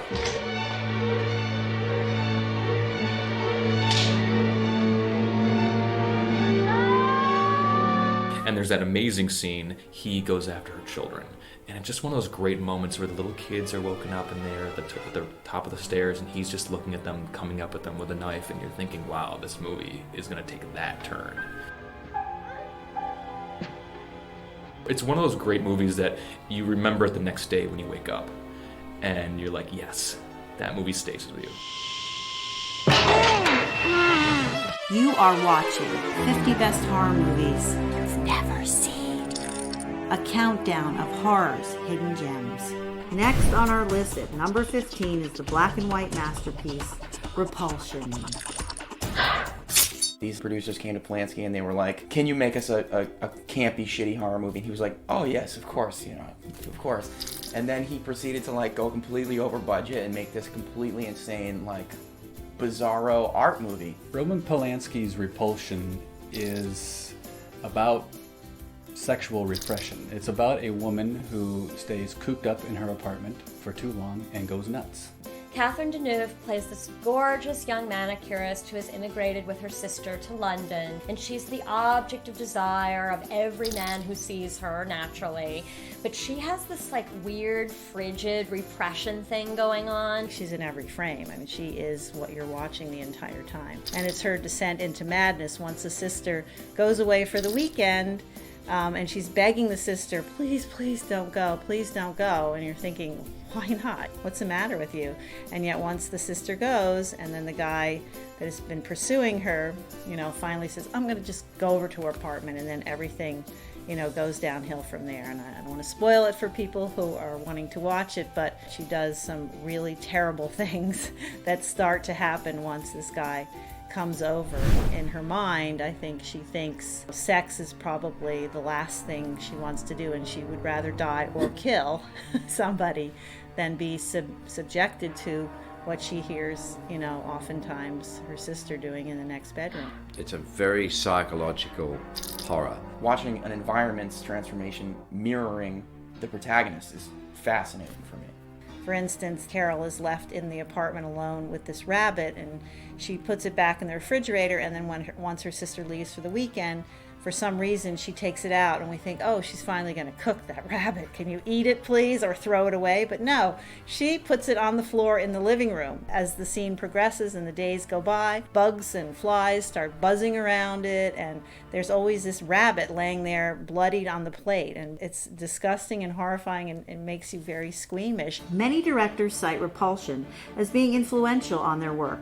Among them, Darren Aronofsky, director of Black Swan, and Lucky McKee, director of May, which also happens to be the number 34 movie on our list. It would have been a film that would have interested me because my father always told me I looked like Catherine Deneuve. So I think I wanted to see the movie because Catherine Deneuve was in it. The best, most beautifully shot portrait of someone descending into madness that I or you have ever seen. It's still crucial viewing for anyone who considers themselves horror film fans. What's that saying again? Paranoia will destroy ya? If you think hidden cameras can't be scary, think again.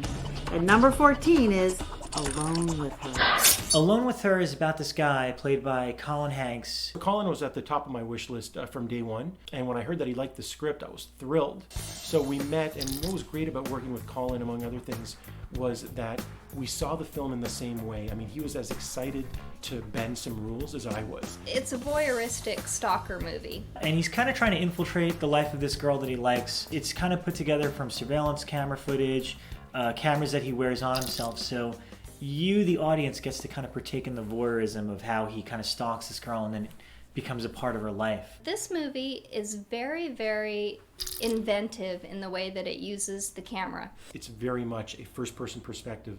We're seeing her through his eyes. So, for example, when he meets her in the coffee shop, it's the black and white shots where he's wearing it on his person. And, you can see her looking right into his eyes and speaking to her. It was nice talking to you. Yeah, I guess I'll see you around, huh? Yes. I can't wait to hear about your taste in books. Yeah. He uses information as a weapon. In other words, he makes up for whatever disadvantages he has as a person. He has no self-confidence, he doesn't know what to say or when to say it, but he uses an informational advantage to compensate for that. And he gets the information through, through surveillance. And the way that he implants himself into her life, there's a scene where she tells him, I'm gonna go stay with my parents for a few days. And while she's gone, we see him on his hidden cameras, sleeping in her room. He sneaks into her house. He goes so far as to make her dog disappear, kill her best friend, break in, put glass all over the floor, and so it's dark and she comes home and she steps in it and then she has to call him. He does a really good job being an abuser and pretending like he's the white knight, and coming to save her. It's kind of a low-budget independent film that a lot of people didn't see that shows how much you can do with kind of just being creative with cameras. The reason Alone with Her is on this list is because being stalked like that is very real, and I'm sure happens a lot where people break in and install cameras and then slowly watch. It's scary. It's like, who can you trust? The technology has only gotten better since I shot the film in 2005. These micro cameras are everywhere, and it's really scary. I think anyone looking to do this, the equipment is out there and anyone can get it. After you watch Alone with Her, you're kind of looking up and like, where could someone possibly put a camera? We were trying to do something different and innovative. It's very scary and it's really effective and it draws you in, and the ending is pretty unforgettable.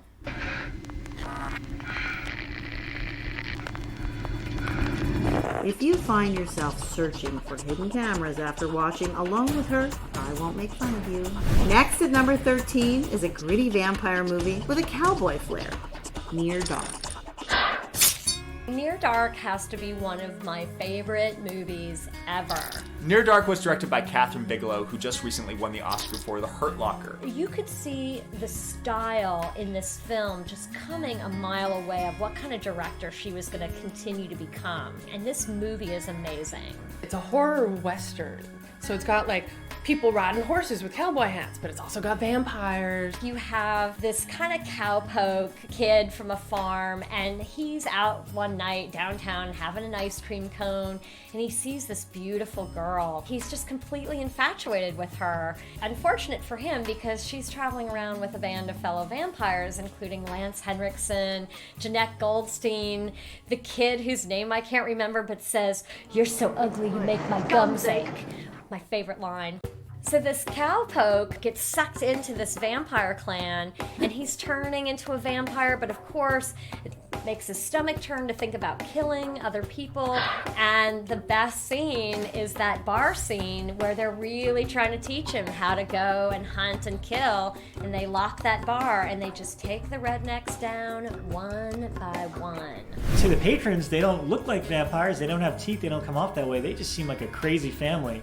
And everybody in that bar knows that they're not getting out alive. And you have Bill Paxton doing this really awesome role. He's this shit-kicker vampire. They devastate the bar, and it's sudden, explosive violence. There's a beautiful waitress, and he kills her, and he fills a pitcher with her blood. Basically, Near Dark, to me, I think, is the ultimate boy meets girl, then boy has to meet girl's family for the first time.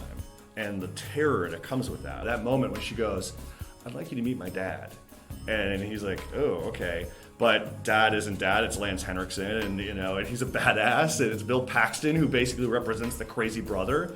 He's the crazy brother who plays football, but he doesn't play football in this movie. He has spurs and he tears your throat out. That's Near Dark to me. So many vampire movies. Oh, I'm going to rewrite the whole book on vampires. And what they mean by that is I'm going to rip off Catherine Bigelow's Near Dark. If you really want to see where Oscar-winning director Catherine Bigelow came from, you should really check out Near Dark. A lot of horror fans maybe haven't seen it because they're like, oh, that's just some weird vampire film. But it's actually like a really well-shot, beautiful-looking Western/horror. What you people want? Just a couple more minutes of your time, about the same duration as the rest of your life. If your blood just ran cold, that's a good sign. Next up at number 12, ladies and gentlemen, meet a troubled little boy named Joshua. There are lots of creepy kid movies, like The Good Son, The Bad Seed. Joshua's right up there with them. Sam Rockwell's performance in this movie, people talk about Moon and some of his other work. I think he should have got the Oscar for this one. He is just hilarious in this movie and terrific. The fact that Sam Rockwell's in it is the reason you should see it. How do you play a dad that realizes his son may be a murderer, Rockwell found a way. The mother's going through postpartum depression, played by Vera Farmiga, who interestingly then did another Bad Seed child movie called Orphan, which is actually really good too. There's so many elements going on to this movie, themes going on in this movie that are beyond just the fact that the kid is kind of evil. There's also the idea of the modern family in New York City trying to keep up with the sort of New York City Joneses, and they're stressed and they're dealing with this weird kid. All the while, you're kind of wondering, is this little kid, is he really dangerous? You start doubting yourself. Well, I haven't seen the kid do anything. Maybe he's not so bad. Maybe it's the father. Maybe he is a bad father. Maybe the mother is just going a little nutty. He's put in question. You're not sure exactly, is he a sociopath? He probably is. He just had that perfect balance of creepiness but sweetness. He has the brain of an adult, and that's what's actually really creepy about it, is the fact that the lead character, a young boy, is talking and acting like an adult. I guess it's that idea of when you see children, on the one hand, they're supposed to be innocent. They can operate in a diabolical way with impunity because nobody wants to assume the worst about a kid. It's a real talent to be able to maintain that sort of edge of your seat, underlying tension in a film throughout without anything happening. Nothing bad really happens in the movie, but it's all so tense. Entertainment Weekly and The Hollywood Reporter praised the movie, and it was also a selection at the Sundance Film Festival in 2007. Fox Searchlight put it out. They're not in too many theaters, so I don't think a lot of people have gotten a chance to see it. The kid that played Joshua, he went on to be the little Spock in Star Trek. There's no greater honor, I think, than to say that you're capable of living up to Nimoy, and I think he did a great job in that too. It surprises me how many people have not seen it, how much it was ignored, because it's really well made. And I've got to say, the last few seconds of that movie will make your skin crawl. You'll watch it again and again because it draws you in slowly, and then the last few seconds it just sort of catapults itself into this other stratosphere of horror. That's when you realize just how terrifying the movie is. I think everybody in the room will have a different understanding of what just happened in that last couple moments of the film. It's really chilling, kind of beautiful, and that's the end of the movie. It's on this list for a reason. It's just one of the best horror movies you've probably never seen. Hey. What are you doing?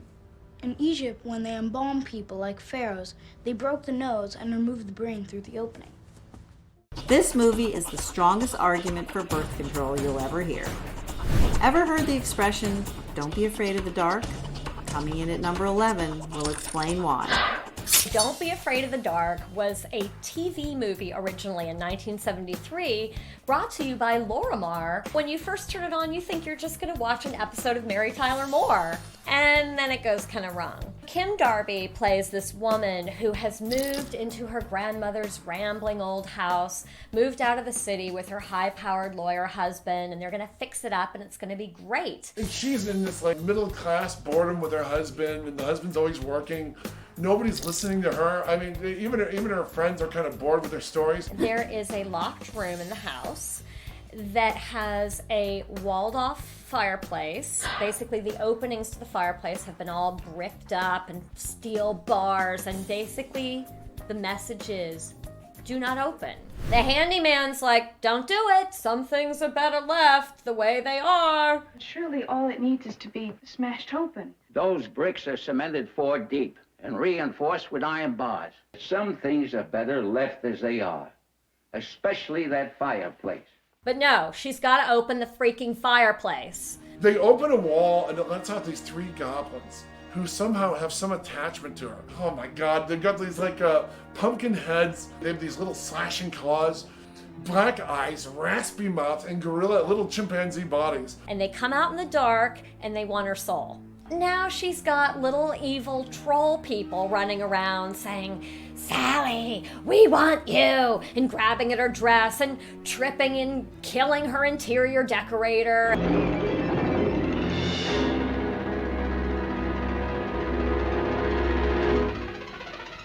You thought you were having a bad day. The last 10 minutes of this movie are gut-wrenching. It's as scary as any real played in theaters film on the list. They grab her and they're dragging her down to the basement. And she's alone in the house except for the goblins. And she grabs this old 70s Polaroid camera and she keeps snapping flashes. And the only thing that pulls these monsters back are the flashes. But you know there's only a limited amount of flashes. And they're getting closer and closer to the basement. This movie is insidious. People forget that Don't Be Afraid of the Dark is a TV movie. Because it is utterly horrifying.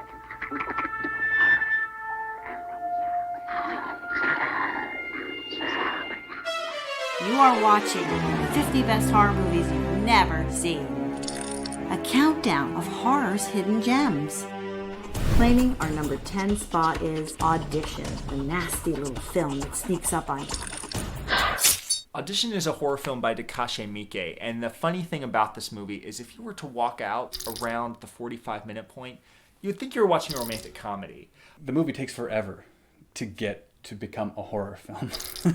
But that's exactly what makes it so great. It's about a widow. His son's like, Dad, you gotta start dating people. He's just not satisfied with the women that he sees. And he holds fake film auditions to audition actresses for a movie that really he doesn't intend to shoot, but what he's really doing is auditioning, for a new girlfriend or a new wife. He auditions the wrong one, and she is a little bit psycho. It's almost set up like a quirky dating game. And then suddenly it turns into like this sadistic endurance test. Everything seems sweet, like it's going normal, but then she goes home and you see that she has a man that she keeps alive in a bag in the corner of her room. I'm gonna be honest with you. This one is hardcore. I've seen a lot of horror movies, and I can sit and eat a piece of pepperoni pizza during most of them. This one got under my skin. But at the same time, it's awesome because it has a badass chick villain that you just don't even see coming, and you don't even know how far she's gonna take it. The first time I saw it, I had been warned. I had been told, you know, it turns on you and then you're going to be, you know, squirming in your seat. And even with that warning, I was still caught off guard. It's pretty intense stuff. She takes the needles, they're like, are they acupuncture needles? They literally anywhere you wouldn't want them. When she does the ticky ticky ticky ticky.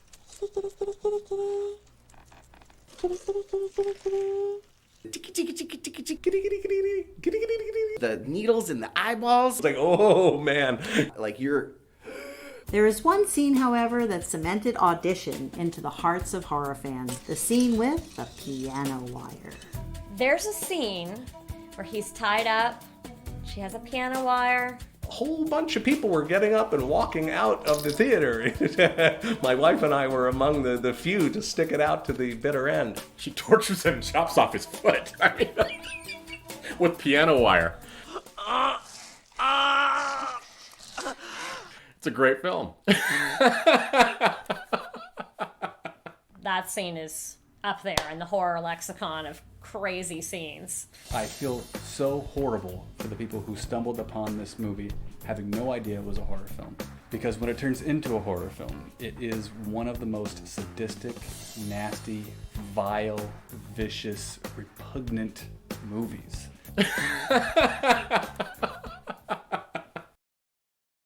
Go to this audition at your own risk.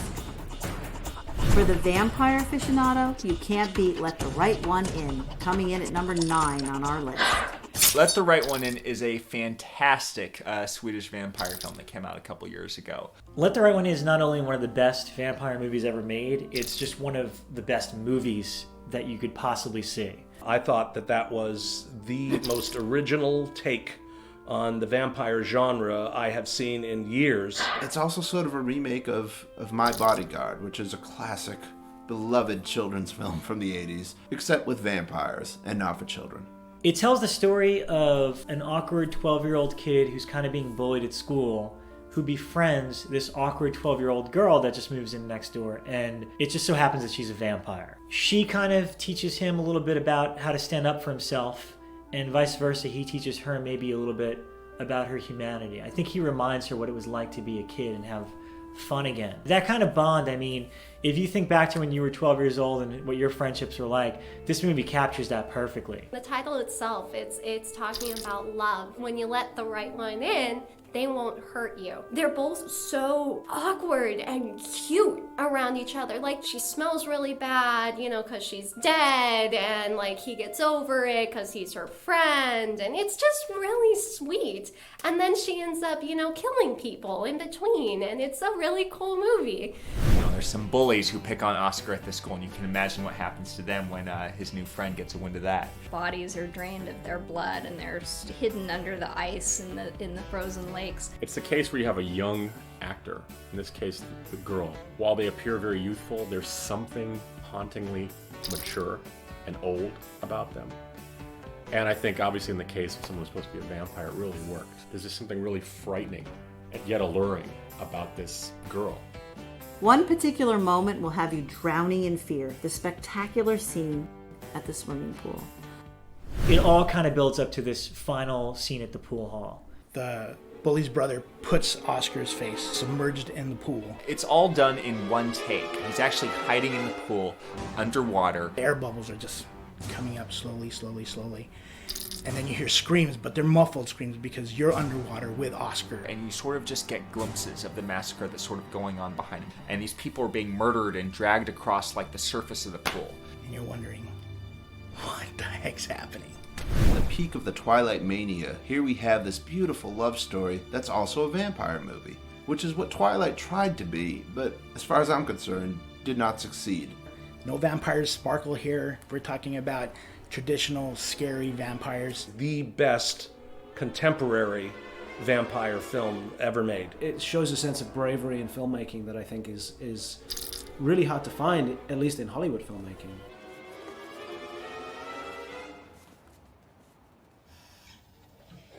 Let the Right One In is bone-chilling vampire brilliance, and you'll thank us for the recommendation.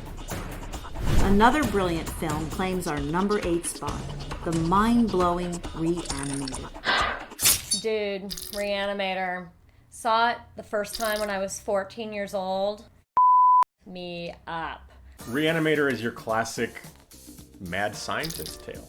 With an absolutely iconic performance by the very versatile and talented Jeffrey Combs. Unforgettable. My first horror crush was Jeffrey Combs.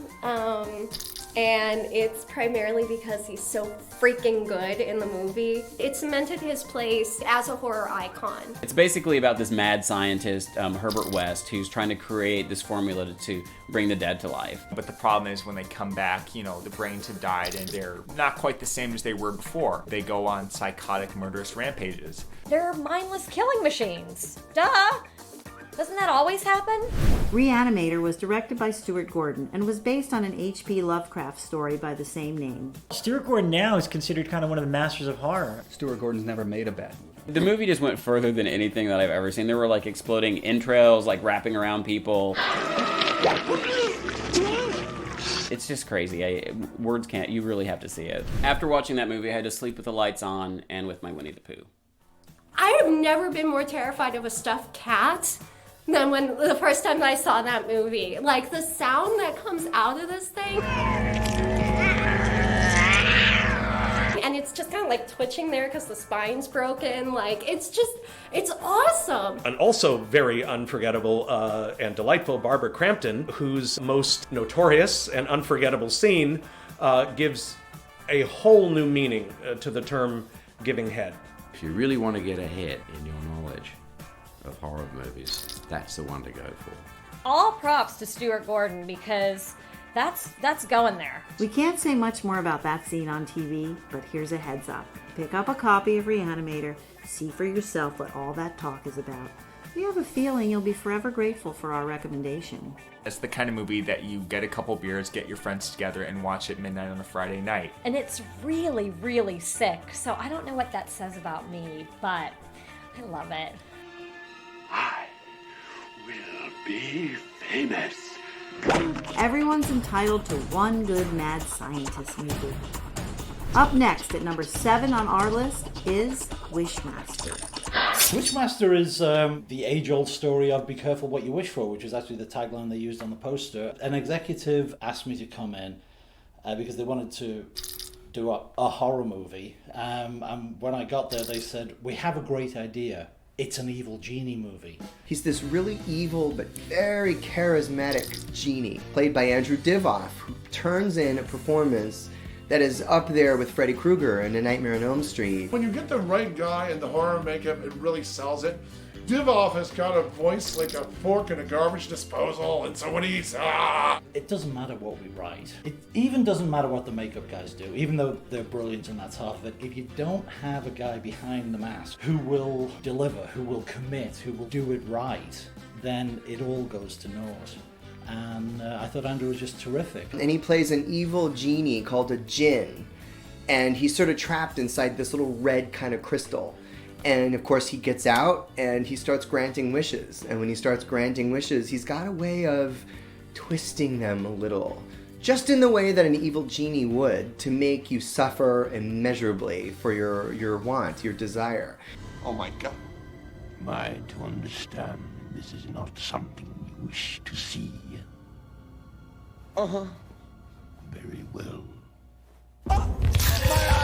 One of the real pleasures of Wishmaster, certainly for me and certainly for Bob Kurtzman, who directed, was it was like homecoming. It was school reunion time because we managed to get a lot of great people in the cast. We had Kane Hodder in there, we had Tony Todd in there, we had Ted Raimi, Reggie's in there, Buck Flowers, Robert, of course, is in there too. All these existing monsters were welcoming Andrew into the fold. And we got all these people that, we loved and we hope the fans love too. If you're looking for something a little more tongue-in-cheek, a little more crafty and clever and fun, then you have to see Wishmaster. Doesn't that intrigue you? Just a little. Be careful what you wish for. You have been warned. Claustrophobia, anyone? Check out our number 6 movie, The Descent. I think Descent is probably the best film I've seen that deals with claustrophobia, really making you feel like you're trapped along with the characters. You feel claustrophobic, you feel it's damp, you feel it's, wet, you feel like wet with blood. You just feel that real claustrophobic feeling. That would have been scary enough for the whole movie, but then they add monsters to the mix. Holy shit! We follow a group of female spelunkers who decide to explore a cave that supposedly has never been explored before. I've never seen 4 better-looking spelunking women. They end up trapped underground after there's this horrible, cave-in. They're wounded, their batteries are going down, and then you discover that there's something else down there with them. The cool thing about it is you've got this really claustrophobic setting. I mean, there are shots in the film where you're just like, you want them to just, spread their arms out because it's like they can't. They've got rock above them and rock below them and the left and the right. And then there's the monsters. The monsters in this Descent are some of the scariest monsters I've ever seen.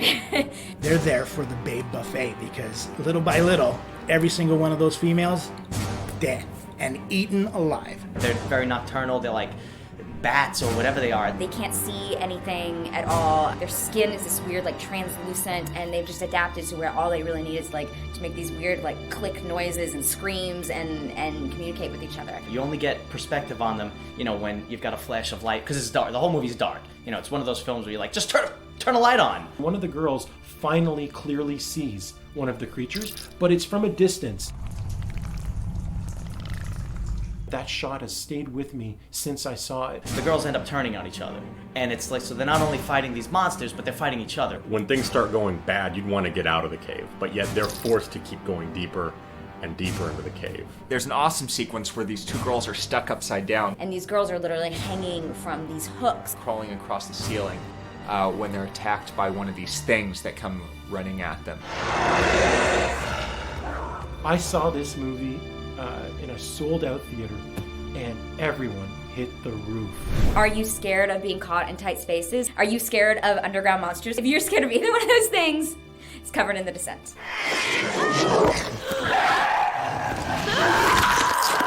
You are watching 50 Best Horror Movies You've Never Seen. A countdown of horror's hidden gems.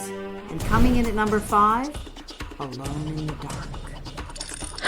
Alone in the Dark is one of those classic 80s horror movie gems. It's kind of a weird hybrid of slasher meets home invasion meets mystery. Like a lot of horror movies, Alone in the Dark kind of hinges on you buying into one thing that doesn't really make sense. The premise isn't the greatest because it's basically an insane asylum that the security's all run by electricity. This place, as soon as the electricity goes out, literally every inmate breaks loose. Nobody thought, if the electricity goes out, all the crazy people can get out. Great plan. They get most of them back, which is great, but of course a few manage to wreak havoc and kill a few innocent people, all because these guys didn't want to buy a generator. Alone in the Dark was New Line Cinema's first major motion picture, and it featured a star-studded cast. Another great thing about this movie is it had an amazing cast in it. I mean, Jack Palance was in it. Jack Palance is bigger in life than that. Dr. Potter! Happy trails. Donald Pleasance was in it. Donald Pleasance plays his typical nutty self, but he runs this asylum where he's sort of let the inmates kind of do whatever they want. You ever watch a Halloween movie and think, what if Dr. Loomis ran Smith's Grove? That's what Alone in the Dark is. Forget Dr. Loomis from Halloween, where he was practical and carried a gun. In this one, he is as crazy as the inmates in the asylum he's running. Move your hands in front of your face 3 times. Like that. Yes, and then the intestines will stay inside, and you won't turn to porcelain. And you have the preacher, who's Martin Landau. Vengeance is mine, saith the Lord. Alone in the Dark and Friday the 13th Part 3 were in production at the same time, and both films actually have a hockey mask. Of course, Jason's went on to be quite more successful, but it's kind of interesting now to look back and see a film from the same era using pretty much the same mask. And there were a couple of killers. One of them was the Bleeder. The only way you know him is when he gets a nosebleed. One of the escaped mental patients in this movie, they call him Fatty, and he is like so big that he will pick up people by their necks and shake them around like rag dolls. At one point, they do go into Friday the 13th territory. That is one of the key slasher movie scenes. Basically, one of the inmates is under a bed, the couple's going at it. And all of a sudden, hands reach out from under the bed and yank him under it. So she's screaming hysterically. She doesn't know what to do. She doesn't want to jump off the bed because they might get her. And all of a sudden, this knife starts shooting up through the bed.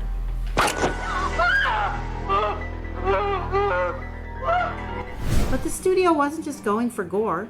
They wanted to surprise audiences with a killer twist ending. This was 1982. It was really rare to have like a good twist ending. Usually it just involves some guy jumping out of something and screaming, and the girl screaming, and people scream. But this movie actually has a brilliant twist. You won't see it coming. But it's an amazing film. It's shot so well. You have like A-list actors hamming it up as like different kinds of crazy. The movie scared the crap out of me. Don't miss the electrifying Alone in the Dark. Coming in at number 4 is a grim 1955 fairy tale, The Night of the Hunter. Night of the Hunter is a classic movie. It's the only movie that Charles Laughton ever directed, which is a really cool sort of note about that movie. I think it's a masterpiece. Robert Mitchum is one of his best performances. Well, I think Night of the Hunter is crucial not only for horror film fans, but for anyone who loves movies, period. It's one of the best movies ever made. Robert Mitchum plays Harry Powell, and he's a traveling preacher. The story of the film is Harry Powell is arrested for vagrancy or something like that, and he overhears a young Peter Graves tell the story right before he's going to be hanged that he has buried a large sum of treasure and only his children know where it is. Harry Powell gets out of prison, finds the widow, and woos her and tries to outsmart the widow, but the children know better. It's a modern day fairy tale. He is the big bad wolf. These little children are Hansel and Gretel. And what I like most about it is that it's like a fairy tale. If you look at it for the visuals alone, you've got these two children that are trying to escape from this monster, and they're hiding out in barns, and they're going on a little boat down the river, and it's like The Wicked Witch. It's very much an ethereal fairy tale kind of a story. It's very clearly like a set and a stage, but the world it creates is so consistent and real that it succeeds in that goal of sort of creating a world that you can't escape from, even though it's a completely fantasy world.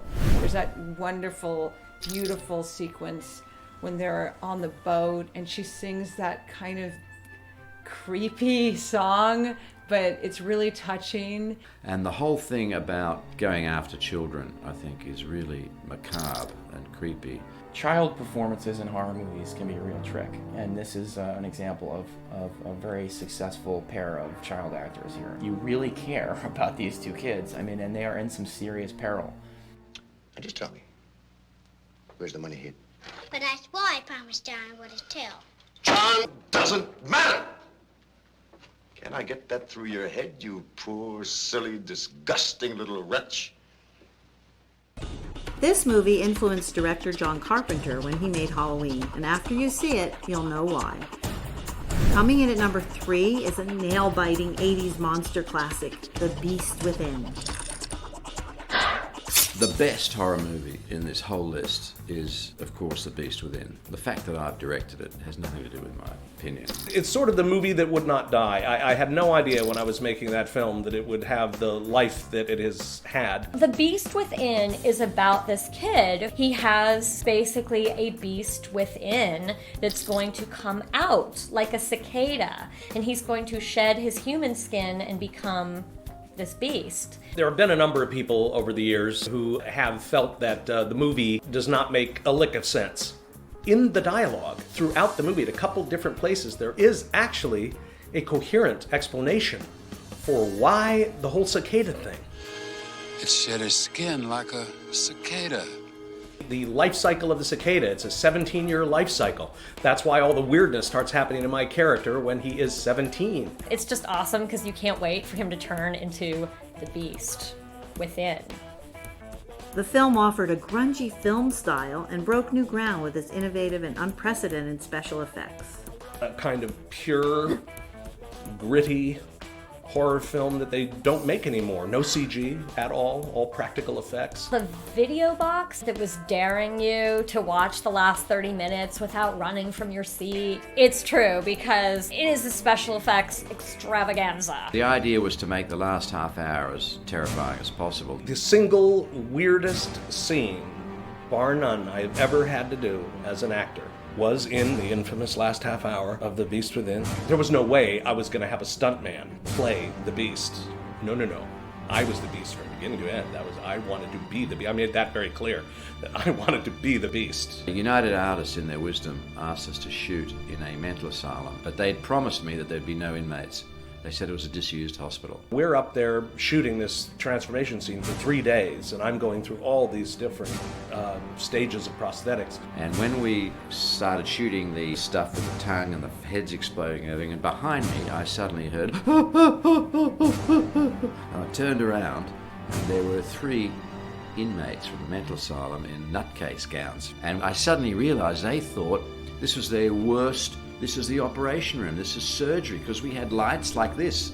I thought, oh my God, they think this is real. These burly guys came in and dragged them off, screaming. And I've always felt bad about this, because I'm sure they told all the other inmates, we've seen the room, and that's where they cut your head off and they do experiments on you.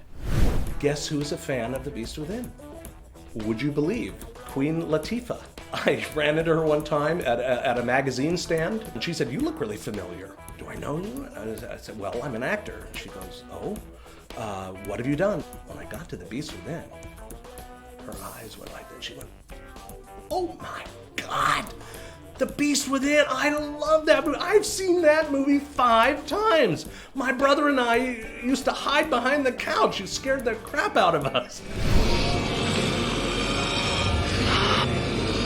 A magazine, which I have a lot of fondness and respect for, Rue Morgue magazine out of Canada, they recently referred to The Beast Within as a criminally underrated genre masterpiece, which I thought, that's pretty cool, because I agree. Think of The Beast Within as a twist on the classic werewolf story, with an entomological flair. Earning the prestigious number 2 spot on our list is the pulse-pounding Pumpkinhead. If you like creature movies, you will love Pumpkinhead. There aren't a lot of good backwoods horror films. Pumpkinhead's one of the best. Basically, these kind of jerky city kids go out into the backwoods, and they're riding their dirt bikes. They start racing along, and they're zooping up and down, and Lance Henriksen's son goes chasing after his dog, gets in between one of the bikes, gets hit in the head, and killed. Lance Henriksen plays Ed Harley, who's the father of the boy who gets hit, and he goes to this old witch Haggis. When I first saw that witch, she scared the hell out of me. He has her resurrect a demon that they call Pumpkinhead that's out in this pumpkin patch, buried in the ground, to exact revenge on the people that accidentally killed his son. He plays such a broken character, and you can feel his desperation. He's just has to do this. And the only catch is, every time the demon kills somebody, Ed Harley feels it. So as the movie progresses, he starts realizing what he's doing is wrong. Vengeance in its ultimate form is wrong, and has to kind of try to stop it before Pumpkinhead kills all the rest of the kids. He is a mean son of a bitch. Part of Pumpkinhead's success, I think, is that it's directed by a man who made monsters for a living, Stan Winston. Oh, I love The Monster. I mean, what can I say? It's just one of the all-time great movie monsters. He creates a monster that's so memorable, so evil. Stan Winston got what was scary. He goes back and taps into something very primitive and very childlike what is scary. There's no CG in this movie. It's all very practical. No CG. What you saw was right there on the set. You can't substitute you. There's no substitute for that tangibility. You can reach out and touch it, and it can reach out and touch you. There's a scene where Pumpkinhead picks her up and he basically cuts a cross into her forehead with his nails. It's very atmospheric, it's very creepy all the way around, but for some reason that scene was very primal. It's just a great, spooky, backwoods horror film. And it's required viewing for any casual horror fan.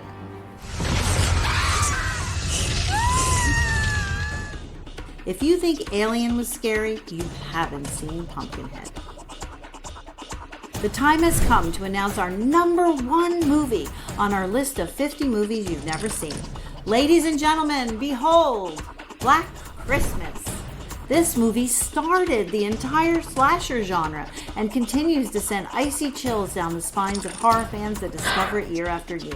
Black Christmas is #1 on the list, and there's a reason for that. It was the first slasher film, and it's basically about this sorority house where they're being menaced by some obscene phone caller. You know, the first time I saw Black Christmas, I was in high school, and it scared the shit out of me. Bob Clark was a very, very underrated director, and he directed another classic film called A Christmas Story, which was the polar opposite of what Black Christmas was. It's all very Christmassy feeling, and yet there's this evil that's lurking outside. People, you know, they might lump it in with like Silent Night, Deadly Night, and it's nothing like that. It's a really dark, ugly movie set at the happiest time of the year. You know, I love it for that reason. I love the use of this Christmas atmosphere, which normally is supposed to be something comforting and jolly and so forth, and kind of just turning it on its head. The movie opens with a point of view shot of these two hands crawling up the trellis on the side of this house. What this guy does is he makes his way to the top of the window, to the attic, and he lets himself inside, and he sort of camps out there. What he ends up doing is making phone calls down to the girls that live in this sorority house. I mean, the telephone calls are just so terrifying. The phone calls will make your hair on your body completely stand on end. You know, this killer could have just been this crazy man on the phone, but what Bob Clark does is he layers the voices. It's almost like there's 3 voices talking at the same time. And what he does in doing that is so chilling.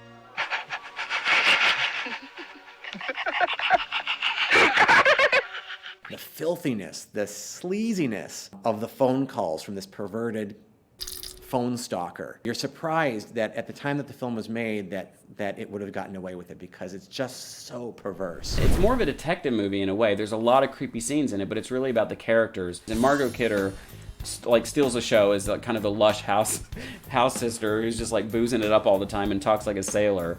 And she's hysterical. Like, she has this really great line where she's sitting there with a cigarette and she's some guy is, you know, calling on the phone, and she's like, "Oh, shove it in a light socket." Oh, why don't you go find a wall socket and stick your tongue in it? That'll give you a charge. You should just get all your friends together on Christmas Eve and watch Black Christmas. And, you know, screw the Santa Claus claymation shit. You know, just watch Black Christmas, get really drunk, and laugh at everything Margot Kidder says, because that's the greatest character I've ever seen in a slasher film. Although Margot Kidder provides the comic relief, it's only to protect you from some of the scariest movie moments of all time. There's this great scene in the film where one of the girls in the beginning is supposed to be heading home, so she's up in her room and she hears her cat meowing over in the closet. And there's, you know, point of view shot behind the plastic, so you know that something is probably there. She gets closer and closer, and all of a sudden the plastic like leaps out. The 1978 film Halloween is clearly the benchmark film that ushered in modern horror. Without Halloween, you wouldn't have Freddy Krueger, you wouldn't have Jason Voorhees, you wouldn't have Scream, you wouldn't have Chucky. It ushered in that franchisable kind of horror. Well, what people don't realize is that the director of Halloween was friends of the director of Black Christmas. And Black Christmas did what Halloween did 4 years before, in 1974. And it really created the template that all those other movies, everybody thinks it's Halloween that created the template for that kind of thing. In fact, it created 2 templates, not only the point of view of the killer, seeing things through the killer's eyes and hearing the breathing and doing, you know, that device, but also the killer is in the house. The caller is in the house. The calls are coming from the house. Jeff, get out! Well, you know, several other movies wound up doing riffs on that one as well. When a Stranger Calls, etc., etc. Black Christmas did it first. You know, and credit where credit is due. If you're wondering why the killer is stalking the sorority girls, you're out of luck. Director Bob Clark only dangles sporadic clues, which causes the tension to escalate. You never find out who the crazy guy is or what he did. You never find out, what did Billy do with the baby? Who was Agnes? I don't know. You don't see the killer. What you see are fleeting glimpses of him. You see a shadow. You see a door closing. You see an eyeball, in the crack of a door. The killer is so menacing without you seeing him. It's never revealed exactly who the killer is. You never really get a good look at him, and I think that's actually the fear of the unknown is what makes this film so effective. It lets your imagination fill in the blanks, and most of the time our imaginations are much more terrifying than anything you can put up on the screen. Black Christmas is one of my favorite horror movies. I'm gonna say it's a masterpiece. I'm gonna just say it's a masterpiece, and apparently Elvis loved it. He used to watch it on Christmas. It's one of the scariest movies, and if you haven't seen it, shame on you. Go out and rent it right now. Stop this DVD, go rent it, and you can watch this later. Black Christmas, to me, is the highest standard of slasher films. Oh, there's just so many classic horror movie moments in Black Christmas that have been imitated time and again, and Black Christmas just doesn't receive the credit that it deserves. I, speaking personally, can see why that would be the #1 movie on your list. Talk about influential. Wow, it just set a major ball rolling, didn't it? I'm PJ Souls, and it's been an immense pleasure introducing you to 50 classic horror films that I know you'll love. These movies totally helped shape the horror genre, and they continue to draw critical praise and cult followings. So start exploring. Many of the movies are available as special editions with deleted scenes. Thank you for watching.